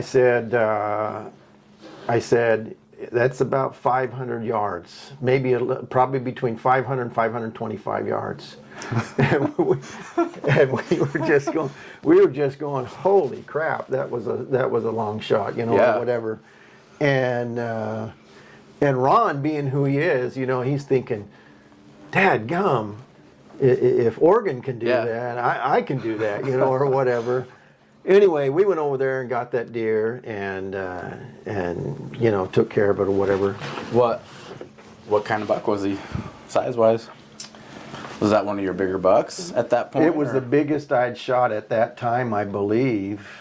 I don't know. I think he's like 87. Okay. He So scored pushing- about pushing- 87, pushing 90. or whatever. Yeah. If I remember right. But a beautiful buck. Yeah. Beautiful buck. And so the next year we ended up going to a different unit, and Ron had a custom rifle made, and I can't even remember what it was. Some Wildcat thing. Yeah. And he ended up shooting this buck. It was a long ways away. Further than your buck. Well, we don't really know. Right. Guessing that it might have been closer to 600 yards, but and that wasn't unfortunate. He got it done. But and that just kind of started it, I guess. And then it just started. It just kind of went from there. And of course, technology. Obviously, we weren't the only ones doing that. Right. But it wasn't very long after that a 300-yard shot was just a chip shot. 500 and 600 yards. Becoming a lot more common. Yeah. You're hearing people talk about it more. You're Yeah. hearing people, "Oh, I killed a buck at this far." And then, of course, the naysayers and the do-gooders and everything were, that was quite a controversy. Yeah. And you're just wounding you're going to wound the animal, and it's going to get Ethics, away. ethical shots versus and, you're not even hunting. You're just finding it and then just killing it at whatever distance, whatever. And that became a hot topic. Still is. And it still is. It still is. But Well, what are your thoughts on that? Well, you four boys grew up shooting and hunting, and I can remember your little brother, Aaron. He was the last one. He's the last one going through the hunter safety course. He's 10 years old.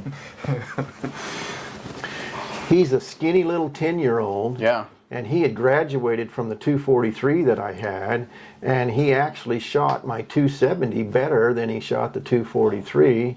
A lot more recoil. Right. There was no such thing as a muzzle brake back then. Well, probably was, but Well, I'm not sure back then, but there might have been. Yeah. But you didn't have one. and he was deadly out to 400 yards. Yeah. 10 years old. Consistent. Yeah. Consistent. Yes. No This problem. isn't Yeah. this isn't a Hail Mary and No I got controversy. lucky, I hit it. No ethic issue. No. If we have the time and we can get set up. And very that's our doable. only option. Right, right. That's our only option. We can't get any closer. And the conditions are right. Right. He was confident in taking that shot. And I remember in the Arizona Game Fish Department youth educational, Yeah, the hunter safety course. Hunter safety You got to course. take it and pass a test to be able to hunt before you're 14. trying hard to be nice about this poor guy. He's a volunteer, all of it was volunteer. But he asked the question, what's an ethical shot? What distance is an ethical shot? Of course, Aaron, he's all excited. He throws his hand up, and the guy calls on him and he says 400 yards. And the guy goes, oh no, don't ever try that. And Aaron looks at me with these big eyes like, did I say something wrong? Or whatever. And I said, son, it's okay. It's all right, or whatever. And we talked about it afterwards, and I, forgive me, but this volunteer, he talked about how he'd been javelina hunt for, I think it was 13 years before he finally shot his first javelina and with a rifle, and he just wasn't much of a hunter, and that's okay. Yeah. That's okay. And I told Aaron, I said, son, 100-yard shot is a long shot for that guy. He just, and that's fine. Yeah. I said, but for you've been shooting since you were 5 years old, Right. and 400 yards Is good. Fine. is a good shot for you.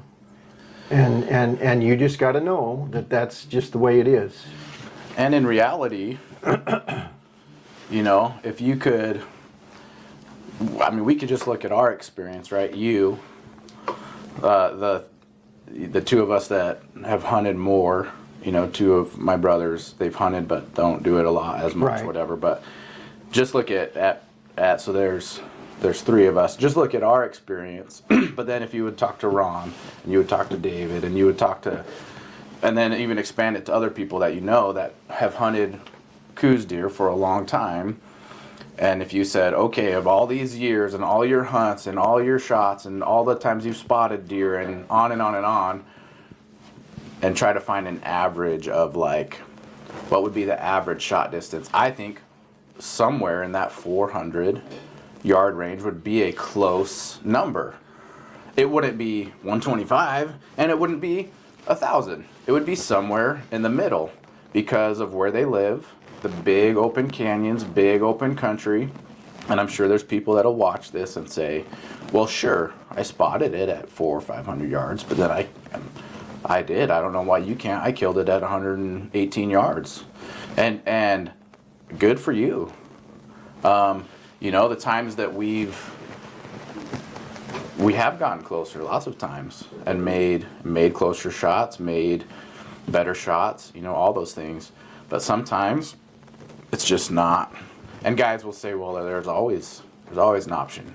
Well, we're running out of daylight, come back in the morning. Well then, and so we look at it as kind of a totality of circumstances of how much time do I have to hunt? How much time do I have off work? When do I want to be respectful to my wife and kids and come back? When do, tomorrow might not be an option, but I have this tool, and I know through my practice and through everything I've done to prepare for this, I can make this 485-yard shot, or even longer. I can make this longer shot, and not guarantee necessarily, but the odds are very possible that I can harvest this deer versus not. And so using it as a tool versus, it's not like we've ever, and I don't think anyone that's killed deer at longer distances would say, oh yeah, I spotted such and such an animal. It was only 500 yards, and so I backed up 400 yards and shot it at 900. Yeah. No, it's a tool that if you are prepared to use it, and if you use it as a tool, then you have that, in your toolbox, and it's there for you. Well, I think that's one of the biggest challenges in the industry, as spotting scopes and binoculars and tripods and rifle scopes and range finders and all these things, technology that came along in the industry. I'm just going to say it. It's nothing to go out and buy a rifle scope that has turrets on it, and you can dial it up, and these. I'm trying not to paint with a broad brush, but unfortunately, there are individuals getting into hunting for the first time, or maybe they've been in hunting for a while, or whatever. They go buy this equipment, and they're not really serious about it. But it's turnkey. It's setup. It's this setup, and you get this setup, and now you're a long-range shooter whatever. Yeah, what do I have to practice for? If I just turn it to the number, I'll shoot the deer. I'm good. And you and I know, and anybody who uses this as a tool understands completely that nothing could be farther from the truth. Yeah. You will hopefully you'll completely miss the animal, and it will be fine and live on. But at the very worst, they get wounded, right? And then they're unfortunately maybe or maybe not in shape or not, and that's a heck of a canyon I got to cross and go over there and or whatever, and then find it, all those things. Well, and then we even talked about just a couple of the other elements that would be involved with, besides just pressing the trigger, right? You talked about adrenaline on that first javelina hunt, right? People say buck fever and these different terms, right? But it's real. These adrenaline dumps, and maybe another show we can get into the science of it, right? I went to school for some of that stuff, and then in my old job experienced it a lot. But if you don't experience those adrenaline dumps often, then when you do experience it, you don't know what the heck's going on. I've seen videos where guys, and temperature and weather is part of it as well, but I've seen hunting videos and shows that I enjoyed watching, but either before the shot or after the shot, they've made comments about, why am I so cold? I'm freezing. I can't stop from shaking. And it's not because you're cold at all. You're wearing $400 worth of warm clothes. Yeah. You just had an adrenaline dump, and your body, what's coursing through your blood right now, you just aren't used to that. Right. So there's that. There's, hey, I had to lay sideways on this hill, perpendicular to my gun, which is honestly, even if you're prone, the worst way to lay, on and on and on. Then you have wind, you have elevation, you have weather, you have, the state of what you think the state is as far as the mindset of the deer. Are they spooked? Are they on high alert? Are they bedded? Are they not bedded? And on and on and on. And so, yeah, like you said, they have this turnkey setup. I'm good out to 1,000 yards now, and I don't need to practice. I don't need to do anything. Let's face it, ammunition is not cheap. Sure. And they don't reload, so they go buy 2 boxes of shells, and they've just dropped, $100 or $120 or whatever for 2 boxes of shells. Right. They got 40 rounds now. They got 40 rounds. They go to the rifle range, and they sight their rifle in, zero it or whatever, and if you're lucky, they go through a box of shells doing that, and then they say, I'm good. Yeah, because the rest of the work's done here on my dial. That's all I got to do. And so you and I and anybody out there that watches this and sees this knows that there's way more to it than that. Lots and lots of trigger time. Well, that's the other thing. Is that about? No, we're good for a few more minutes. That's the other thing, trigger time, right? And so at those distances, and we can get into it in a different video maybe, but that's another element. Anything probably one of the most critical anything elements.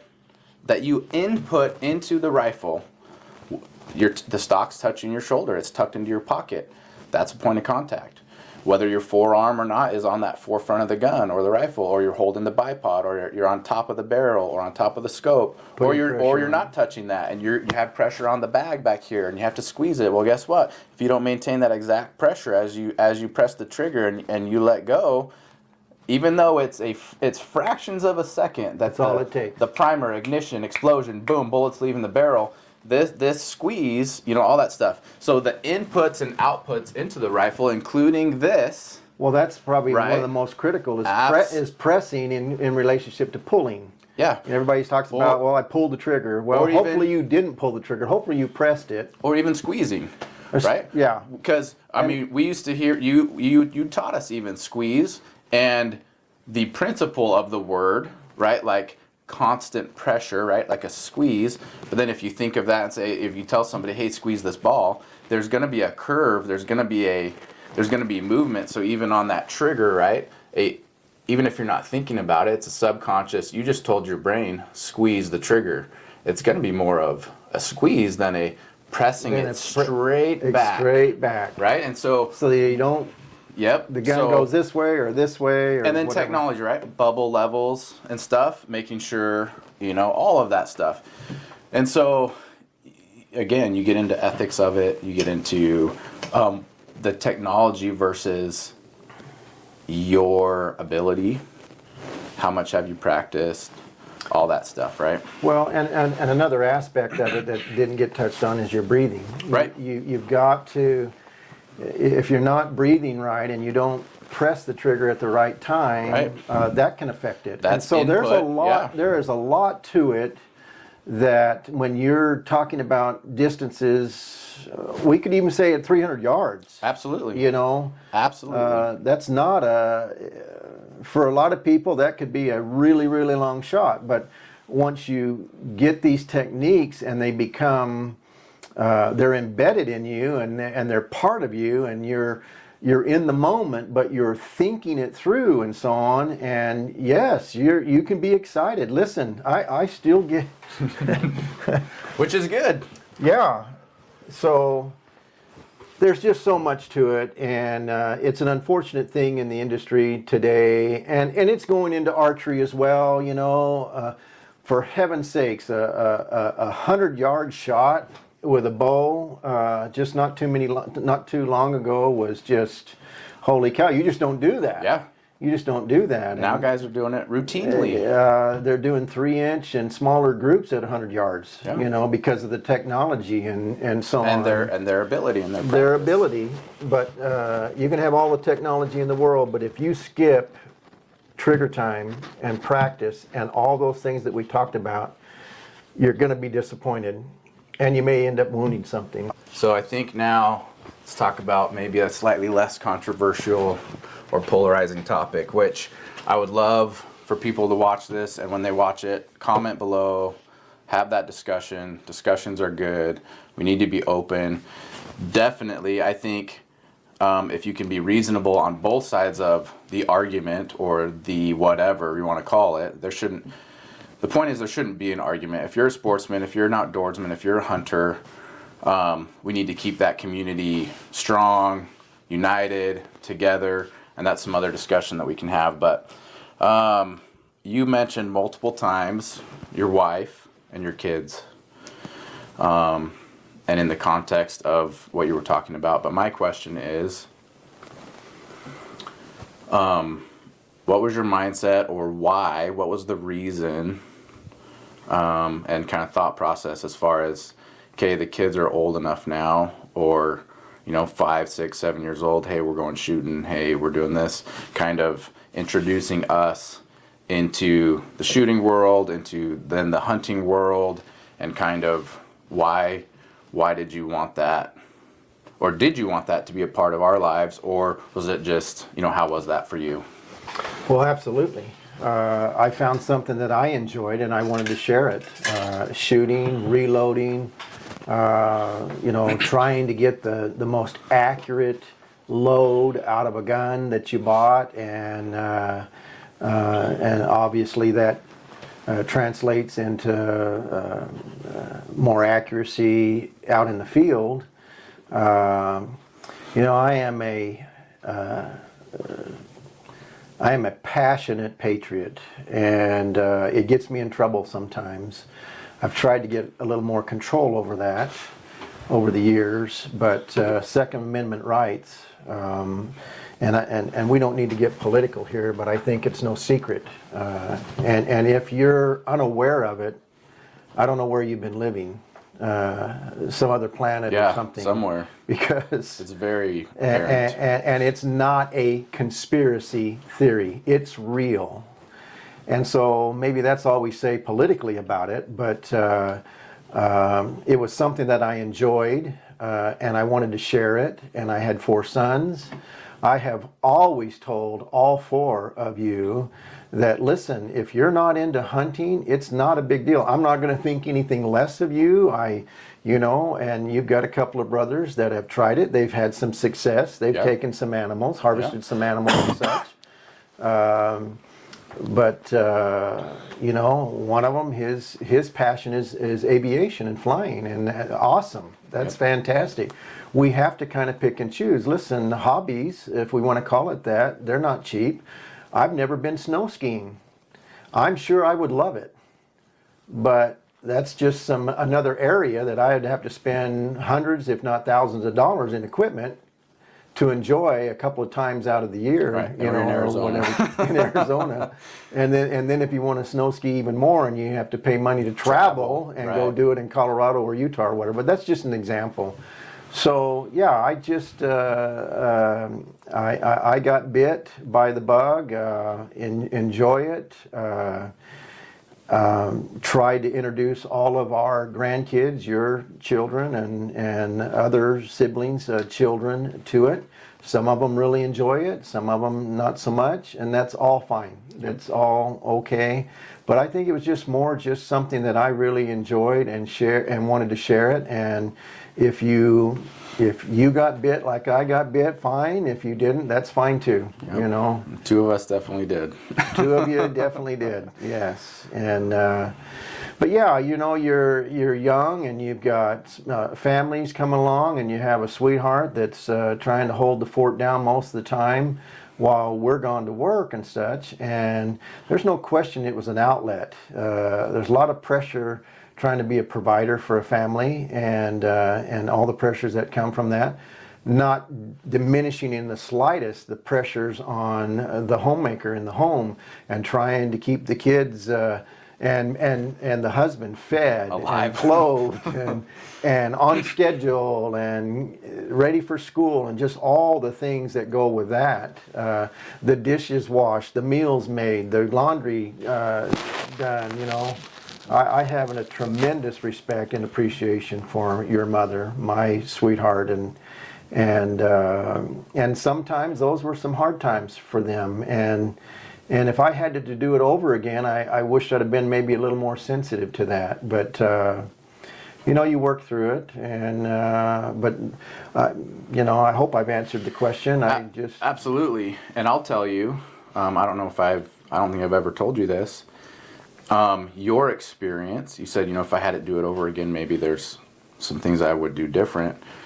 And I don't recall you ever really telling me, maybe some general suggestions, but you never really said, hey, I would do X if I were you. If I could go back and do it, I would do X. But I'll tell you, it was a direct, because of you, that over the years, and you'll remember where I said, hey guys, I'm not putting in this year. There's just no way I'm going to be able to go and be able to, look at my wife and kids and be like, hey, with whatever it is financially, in college, working multiple jobs, I'm going to leave I'm out of here, and sorry, you're going to have to figure out whatever, whatever. And so for me, that was big, because that helped ease that of like, hey, because I'm back in that time frame.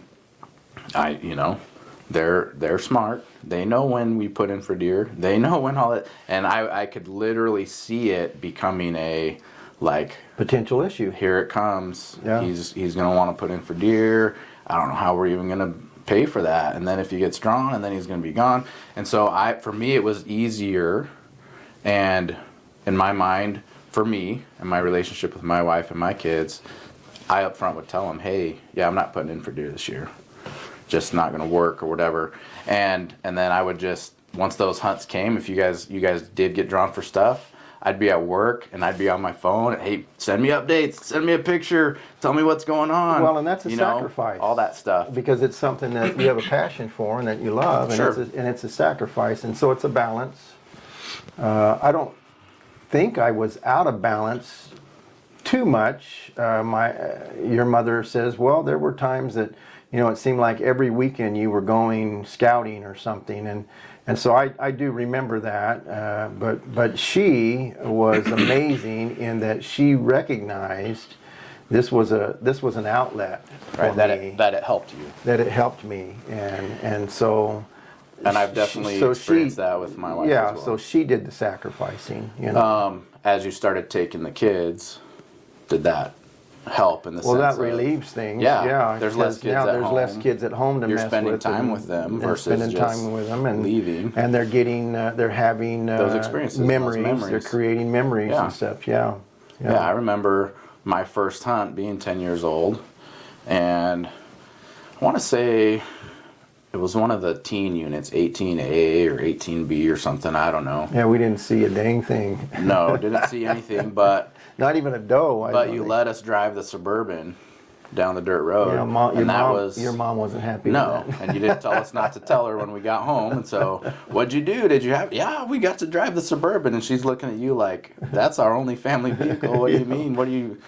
And so, are you crazy? But again, I've done the same things. I've let the boys drive the truck. And so it's creating those memories of doing that stuff. I had a specific one to ask you about, because in my mind it was a big thing for me, and I don't know if it was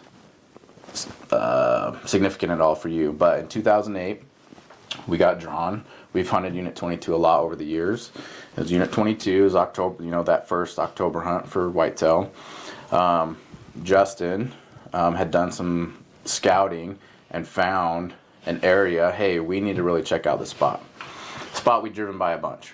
So we go out first weekend scouting and glass up 3 bucks. 2 of them we're thinking, yeah, for sure these are going to be over 100-inch bucks, and then another decent 3-point. We start making plans, right? Like, hey, this is plan A right here, and we start talking about it. That year, though, the other 2 brothers that don't really hunt anymore, they had tags. Justin and I had a tag, you had a tag, and I brought another brother-in-law that had a tag. So we had 6 tags in camp, which I think was the most we've ever had. Yeah. Kind of in our camp. This year we're gonna have 5, but yeah. But usually it's kind of around 4 or 2 or 3. Right. But there were 6, and so we had thought, okay, well, we're gonna have to split up. And so you took the other 2 brothers, Ryan and Aaron, and Justin and I and my brother-in-law were together. So we split up. And long story short, that morning, and we're looking for these 3 bucks, right? These bigger bucks. Right. And there's lots of deer in the area, lots of other bucks. And so you guys went down the trail and went down and we're glassing some other stuff, but we're all right there. And opening morning, it works out to where we find 2 of the bucks. That's one of the big bucks, and then that 3rd smaller buck. And Justin and I shoot both those bucks. I want to say it was like 500 or something, 500 yards. He shoots the bigger buck. It starts rolling down the hill. I'm on the other buck's 30 yards away or something. I shoot it. He drops. There weren't any other bucks, so the brother-in-law didn't get a shot on anything. But we go over there, we call you. You know, you think we're joking around with you or something as far as, hey, we shot this big buck. One's definitely over 100, you know, whatever. In my mind, it was significant, and Justin and I talked about it while we were taking pictures and cutting up the deer, that was the first time that I and Justin had ever harvested a deer or a big game animal without you there during the shot, helping, recovering, any of that stuff. So for us, it was significant and fun and cool in the way of like, hey, we can do this. A rite of passage. Yeah, we did it. And beforehand, I didn't even think of that when we split up into groups. And yeah, ultimately, I'm hoping we're going to fill our tags, but I wasn't thinking, oh, this is going to be so cool. Dad's not here. We're going to do it on our own. But once we did it, Justin and I were both like, oh, Dad's not here. And it wasn't sad at all. It was cool. It was fun. And then we met back at camp and we're measuring Justin's buck. He ended up going like 108, tons of mass, split eye guards, just a really cool big buck. And telling you the story and telling you how it all went down and stuff. And so yeah, for me it was significant. I don't know if on that hunt or later, if you thought about that at all in relation to, hey, these are the two boys that have been in it since they were 10 and have never stopped. And then they got this done, and if you had any thoughts on that hunt itself, I hadn't thought about it in the terms that you had, although I recognize that. I was a little sad because I'd always been there, and so I wasn't feeling left out. I was happy for you guys, and I was excited for you, and it was a nice buck. It was definitely a good buck, but I was kind of. Sad may be too strong a word. Bummed. Yeah. I don't know. I don't know. I wasn't there, and I feel that way now with my grandkids and stuff. I want to be there. Yeah. I want to be there when they press the trigger. Yeah. I want to help find that buck for them, or whatever. And so I guess that's all I would say about that. And looking back, I think so. That was 2008, 2009. The next year. Again, right? You can only have 4 people on an application, and so again, the other 2 brothers wanted to put in, so there's 5 of us. So you can't put us all on the same tag, and so Justin and I, and you, we said, hey, we'll put us 3 in for 24B. I'm trying to think. I think it was because one of Justin's buddies, I think Jake Schlink, he hunts that unit a lot. I think he had done some scouting in the summer and found some good bucks, and we were like, hey, let's go hunt some of these bucks with him. I'm thinking that's what it was. And then we put Aaron and Ryan in for 22 again, just because we know the unit. Well, that's what happens. We get drawn for 24B, us 3. The other 2 boys get drawn for 22, while the opening weekend's the same weekend. And so we talk about it, whatever, and we decide, hey, Justin and I, we're going to go hunt in 24B, and you're going to help Ryan and Aaron in Unit 22. And in fact, we're going to go try to find that 3rd big buck that in 2008 we didn't find on that opening morning or the rest of that hunt, And so again, just another hunt where we weren't together. Aaron ends up shooting. You find that other 3rd buck. He ends up shooting him in his bed at 270 yards or something. Something like that. Had to wait a while for him to stand up or something. But so I remember being bummed that I just wasn't there for that. That was his, 2nd deer or something, but it was a really good buck. He ended up scoring 102 or something like that. The next weekend, you were with me. I killed a little spike in 24B on Thursday, on the last day of the hunt. And that's actually the first hunt that we have on the Oregon Outdoors YouTube channel that's on video. It looks horrible. The footage is super grainy. 2009, Anyhow, besides those 2 years, you have always been on everything that I've killed. And yeah, it's definitely awesome. It's definitely a huge thing for me when you are there. Well, the one unit, or the one deer, in fact, it's the deer right up here, we were in camp, and you and Justin had left. We were trying to get Zach back to school, and so we had backpacked in 3 miles or whatever it is. Zach had killed his buck already. Yeah, and so you guys were going to hike out Yeah, and get so, Zach out. you know, we're all packed up. That's right. And we hear the shots. And I remember looking at Zach, your nephew. Yeah, my nephew. I remember looking at Zach. We're 3 miles in. And we were 2 miles further. Yeah, and I said, "Did you hear those shots?" And he goes, "Yeah, I did." And I go, "That's your dad or your uncle Jared, one or the other." And he goes, "What?" And I go, "Yeah." I said, I looked at him and I said, "Are you ready to do a 9-miler?" And he goes, it didn't connect to him. 9-miler? What are you talking about? I said, "Well, we're 3 miles in, so we're going to go 3 miles out, dump our packs, 3 miles in, help load up your dad and your uncle's And the rest of camp. stuff and rest of camp, and 3 miles back out." Yeah. That's a 9-miler. And he looked at me like, "Oh, do we have?" You know? And I said, "Yeah, we're doing that." And so I think we got you on the phone and Yes. said, "Okay, we're going Was to that hike you? out." Yes, it was me.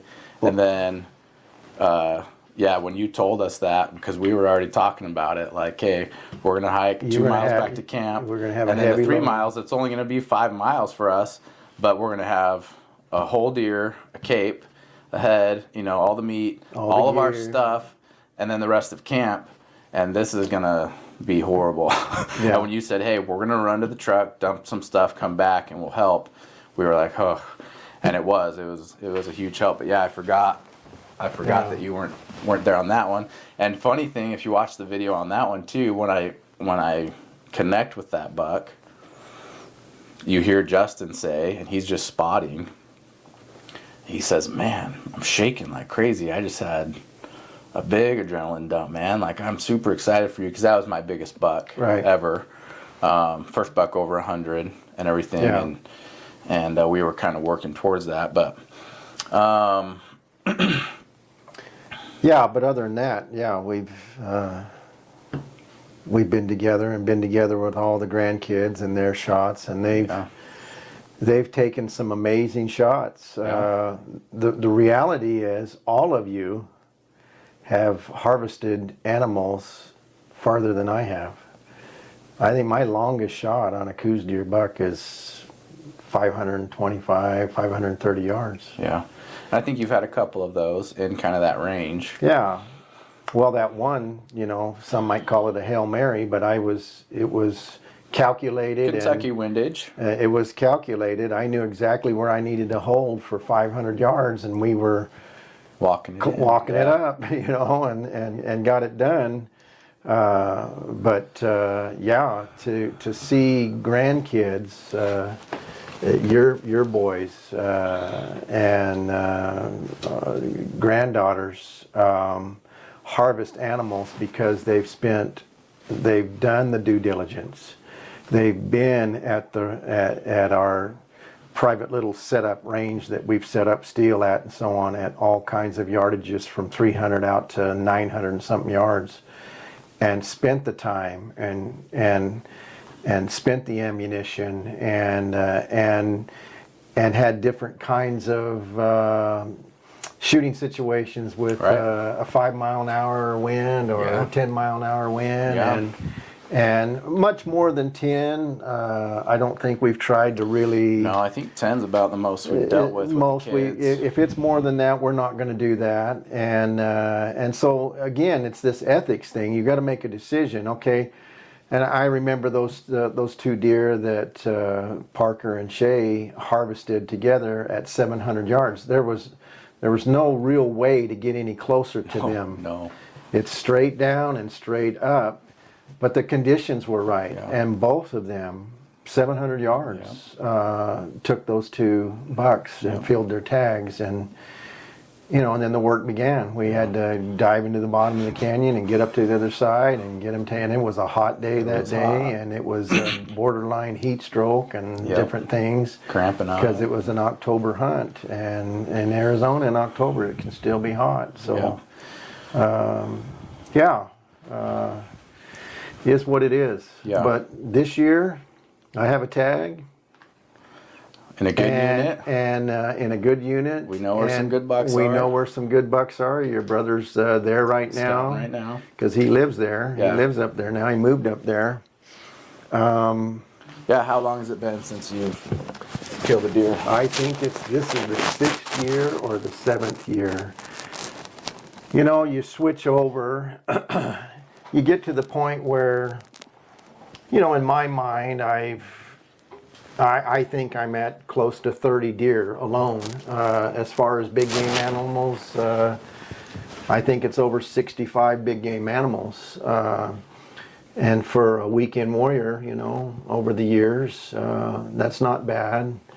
I've been very blessed, but I've got 5 Coues deer bucks that score over 100. Got only one that's over the 110. But yeah, you're trying to find that. You're trying to get into the teens or into the 20s, and Right. and I'm not getting any younger. So we're hoping that maybe this is the year. But the reality is, I have a new 6.5 PRC, and if it's getting down to the last day and I've got a nice meat deer there, it's nice to have some summer sausage and get some blood on the PRC. So Sure. Awesome. that's, you know, it's been too long since I've harvested an animal, so Yeah, I think that's kind of the plan. Yeah, I think for sure we have multiple spots, multiple bucks that we're checking on, and I think as far as odds, there's some odds that hopefully we can get some spot, at least, you know, get back on at least a couple of them, and then during the hunt find at least a couple of them and see if we can Make it happen. make it happen. The thing about it is, I have anybody watching this that they hear, you know, Coues deer or whatever, and they don't know a whole lot about them. They have some traits. They're called the gray ghost. There's a reason for that. You literally they can be there, and then you take your eye off your binoculars blink. or whatever, and they disappear, and you go, holy cow, where'd they go? And or they go into a ravine, and you know they're going in there to bed down, and you sit there all day long, hour after hour after hour, and then and then Don't see anything. You don't see anything. And whether they just don't even get up or whatever, or you come back. Anyway, they've got that trait, and we've been on a ridge and looking at Coues deer doe on the opposite ridge, and having hunters walking along, and the Coues deer doe literally maybe 50 or so yards from the top of the ridge, where the hunter's walking on the top of the ridge. Literally watch them just squat down. Literally just squat down. The hunter walks by, and as soon as he's out of, you know, they raise back up and start feeding around, again. You know, so there's some unique, and they live particularly.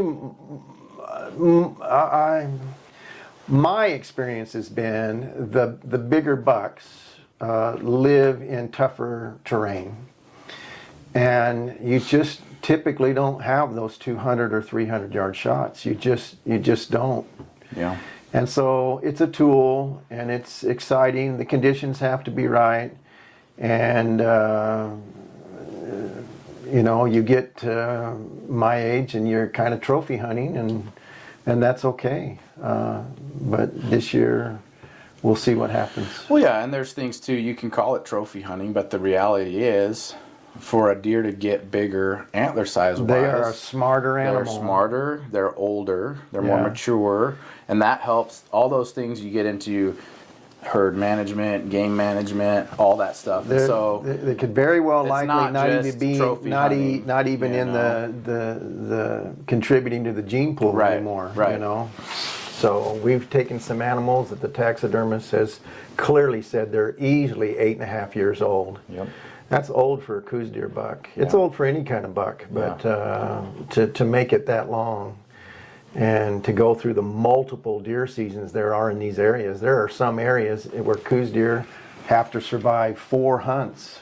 all right, 4 rifle hunts. 4 rifle hunts, Yeah. and then an archery hunt, season, you 2 know, archery seasons. 2 archery seasons. Yeah. So they are definitely fun to hunt, and they're a challenge, and it's good times. So you were on a hunting show. Yeah. You were on, was it Sportsman's Channel or Outdoor Channel? It was the Sportsman's Channel. Tell us about that. How did that happen? Well, there was a TV show called Outlanders, and the whole premise of the show was that you could apply for them to come and film your hunt, and they did about 7 or 8 episodes, I think it was, from eastern white-tailed to Antelope. Antelope, deer, whatever, just different types of hunts. Anyway, and so you would just go online and apply, and so I went online and applied for elk. Your older brother and I had elk tags for a unit that we hadn't hunted before. You don't get it's not like you get an elk tag every year here in Arizona, but anyway, we got elk tags. The bottom line was it came down, I got a phone call and they said, hey, yeah, it's between you and some other guys in Colorado. We just want to touch base with you, blah, blah, blah. And then we didn't hear anything. I didn't hear anything. And then all of a sudden I get a phone call and said, okay, the Colorado guys are out. It's you guys. We realize the hunt's only 3 weeks away. We need to get all the camera gear shipped to your house. We need to get the guns to you.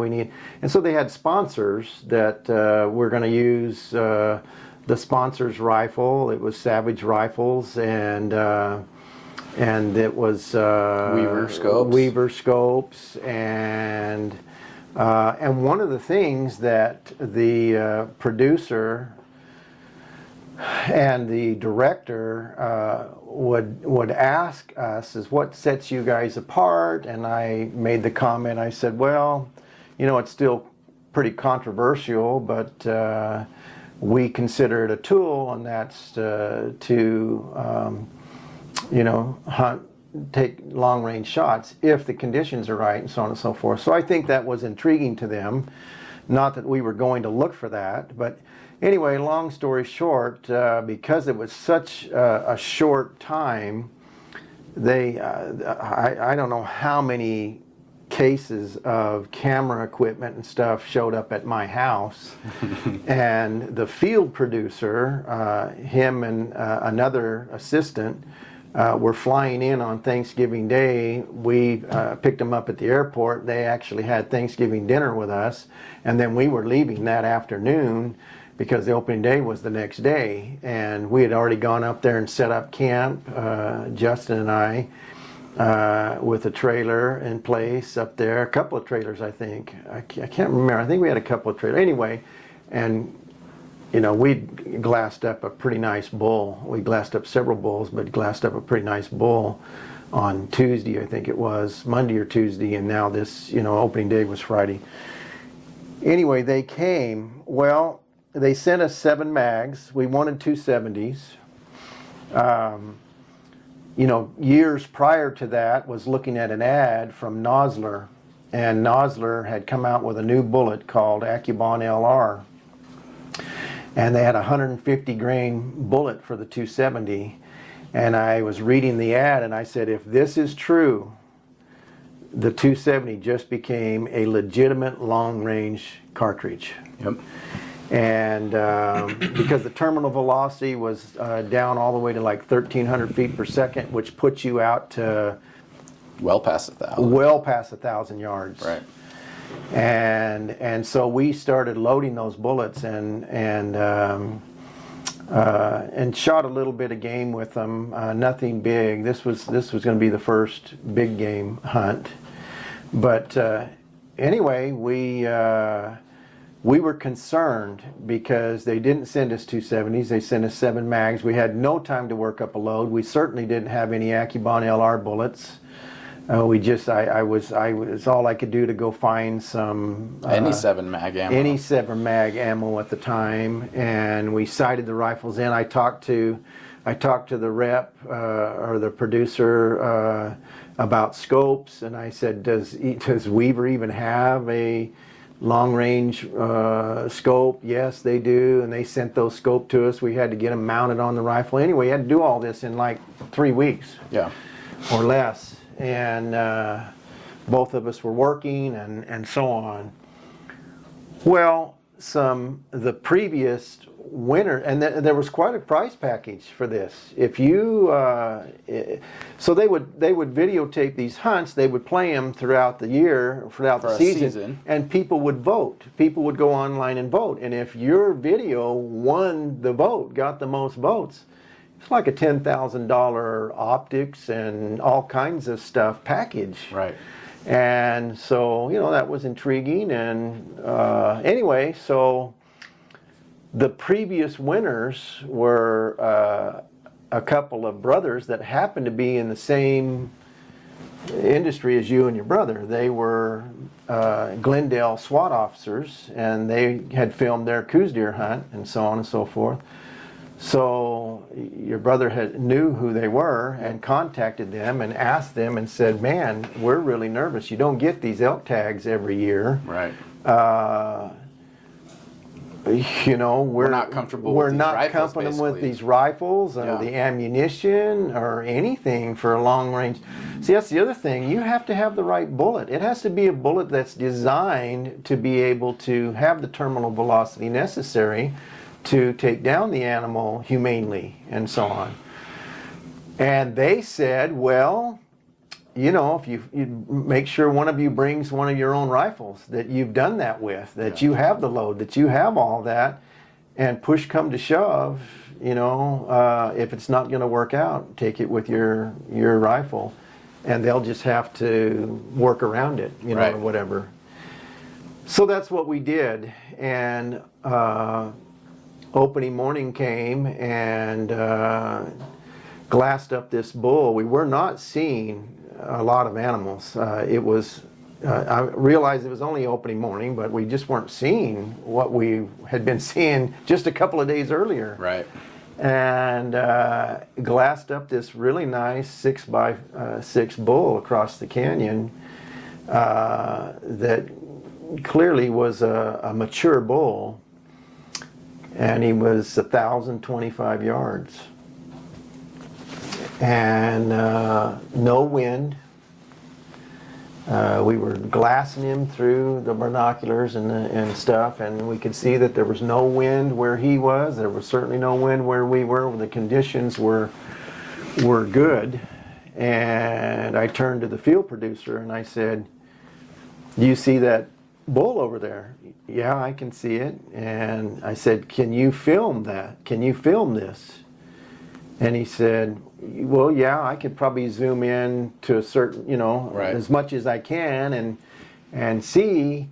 And he said, "How far is that?" And I said, "Well, it's 1,025 yards." And he goes, he says, "Oh, okay, or whatever." Meanwhile, your brother's getting down and getting proned out on a deadfall and getting set up, and he's going to take this bull.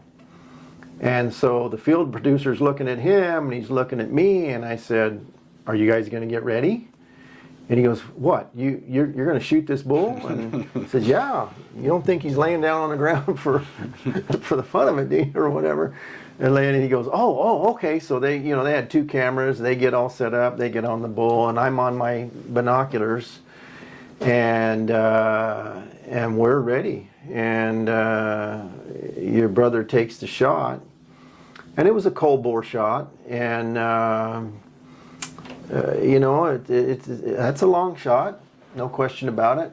Couldn't tell where it hit, and I said, I can't call it for you. Yeah. But I would just hold again, where and so he got on him again and squeezed it off and was going for a high shoulder shot and hit a little bit, just barely to the right of the shoulder in the heavy part of the neck. And that bull swung his head around, and I told him where he hit him, called the shot for him. He cranked another one in, got back on him and shot, and that bull just hit the ground like a sack of rocks. 1,025 yards, literally just yanked the carpet right out from underneath it and went rolling down the hill and got caught in a tree, and it was done. 1,025 yards on video with a 270. Yeah, and not only on video, but that went on the Sportsman's Channel. That episode was on the Sportsman Channel 5 times. 5 times. Well, it was not with the 7 mag. And I explained to the field producer, I said, that bullet would not do that over there. I said, but let's get the video. I said, Justin, go ahead and prone out. Get on him with this 7 mag. The sponsor rifle. And the sponsor's rifle, and let's shoot again, and you videotape it and stuff. And I said, I'm sorry it's this way, but we just don't get these tags. And maybe my bull will be something Closer different, or something, closer, something different or whatever. We were hunting the whole season. So they did that, and the field producer kept asking me, said, so tell me about the bullet again. What are you talking about? And I tried to give him a little bit of ballistics 101. I'm not a professional. I'm not a professional hunter. I'm not a ballistics expert or anything like that, but have been doing it for long enough to know some certain things. And I said, well, listen, the reason this 270 and this Nosler Accubon LR bullet was able to do what you just saw, what you just filmed, is because of the design of that bullet. The ballistic coefficient, which basically is the ability for that bullet to cut through the atmosphere and maintain its velocity longer for a longer distance, and consequently still be spinning instead of out of this 7 mag, this bullet here. Probably, I said, I don't know, 600, 700 yards, somewhere in there, that bullet was running out of gas and probably started tumbling, Right. Or whatever. And I said, in fact, it will be interesting to see what we see over there. He hit that bull with the 7 mag as it was down, or whatever. Well, it took a while to get over there, but we got over there, got down to the bull, and we were skinning the bull, and lo and behold, the shoulder that 7 mag bullet was shot at, the bullet was laying just inside the hide. It didn't even penetrate Anything. the shoulder. The hide. Anything. It penetrated the hide, and it was just under the hide. And that was the for the video only Right. 7 mag shot. Yeah. But he was able to dial and hit the bull. Yes. But the bull's already down and dead from this 270 shot. He had that shoulder shot Right. that he put it on with the 270 and shot the bull. The bull might not have been exactly completely expired. I believe he kind of jerked or something as we did that. That's fine. Just finish up this story. And but we went over there and started skinning that bull, and I felt something, and I peeled the hide back, and I said, come here. And the field producer came over there, and I peeled that hide back, and there was that 7 mag bullet literally laying flat on its side on the muscle. Yep. And so it had started Tumbling, spinning right. and tumbling, or excuse me, not spinning, tumbling, and literally just slapped that bull. Right. Bull. It went through the hide. It had enough velocity Right. to go through the hide, but it didn't penetrate at all. Right. And was, whereas the Accubon LR, we found it on the opposite side of the shoulder. It went through both shoulders and lungs, was inside the hide on the other side, perfect mushroom. Yep. It did And exactly. that bullet did exactly what it was designed to do. And my premonition that this just turned the 270 into a legitimate long range rifle was confirmed. Yeah. Yeah. And we've since used that bullet we've killed a lot of stuff with it. Another bull shot at 834 yards in a rainstorm, Yep. and broke both Shoulders. broke Yeah. both legs, and did the exact same thing. And then I shot a bull at 525 yards, and and another bull at 600 and something yards, and another bull. You shot at 580 something yards, and we've just that bullet's been everything that they said it was. Yeah, it's been awesome. And I'm not getting paid by NOS or anything here. That'd be nice. Yeah, right. But and the rest of the story is that kind of got us in trouble. That literally kind of got us in trouble. Literally, it was that was a Thanksgiving weekend hunt, and now it's the middle of December, and my phone rings about 8 o'clock at night. We're at a family Christmas party, and it's the field producer, and he's saying, holy cow, Weaver and Savage, they're all jacked about this and this shot. They've seen the video, and I said, you were going to tell them what happened, and I'm hearing that you didn't tell them what happened. We didn't want to try to pull the wool over anybody's eyes. Yeah. It made for a good show. They showed it 5 times on the Sportsman's Channel, and so on and so forth. And we did shoot the bull with the 7 mag. It just trying to be as legit as we could be, within reason. And he said, no, I haven't told him. I said, you've got to stop this. He said, well, they want to interview you guys. They want to do a commercial. I said, no, you got to stop this. We've got to. I said, so you better call the director. And I said, preferably like right now, or whatever, and call me back. And he did. About 30 minutes later, my phone rang, and he goes, oh man, they're not happy. And I said, well, I'm so sorry, It never was our intention to do that, but it's just the way it worked out. Right. And we told you up front that's, that might be how it that goes might down. have to be the way it is. And consequently, I never found a bull. We had some close calls and stuff, but they were running, and I don't want to take that kind of shot. So I didn't harvest a bull that year. And right or wrong, whatever. Again, that episode was played the most out of all the other episodes. Yet when it came time to voting, they did some internet shenanigans and blocked the votes. And You weren't allowed to vote for that one. you weren't allowed to vote for that one. And I guess that's probably appropriate. And there was probably some, I'm sure, some fine or some, what do they call it? The fine print writing and whatever stuff, and the contest, et cetera, et cetera. Believe me, I wished it could have been the Savage with that scope, a Weaver scope. It was a nice setup. Yeah. But I felt like it was quite a bit of their fault themselves. If they'd have picked us at the beginning of the summer, we could have got the rifles, got the ammunition loaded, worked up loads. We would have been totally fine. They made an LR bullet for the 7 mag. Yep. But you couldn't get a hold of them. Yeah. And we didn't have any time, and so I'm not trying to beat anybody up about it. It was one of those unfortunate things, but it sure made for an awesome episode, and I think that kind of got those guys in trouble too, because I think they didn't do that show anymore. Yeah. After that. But anyway, so.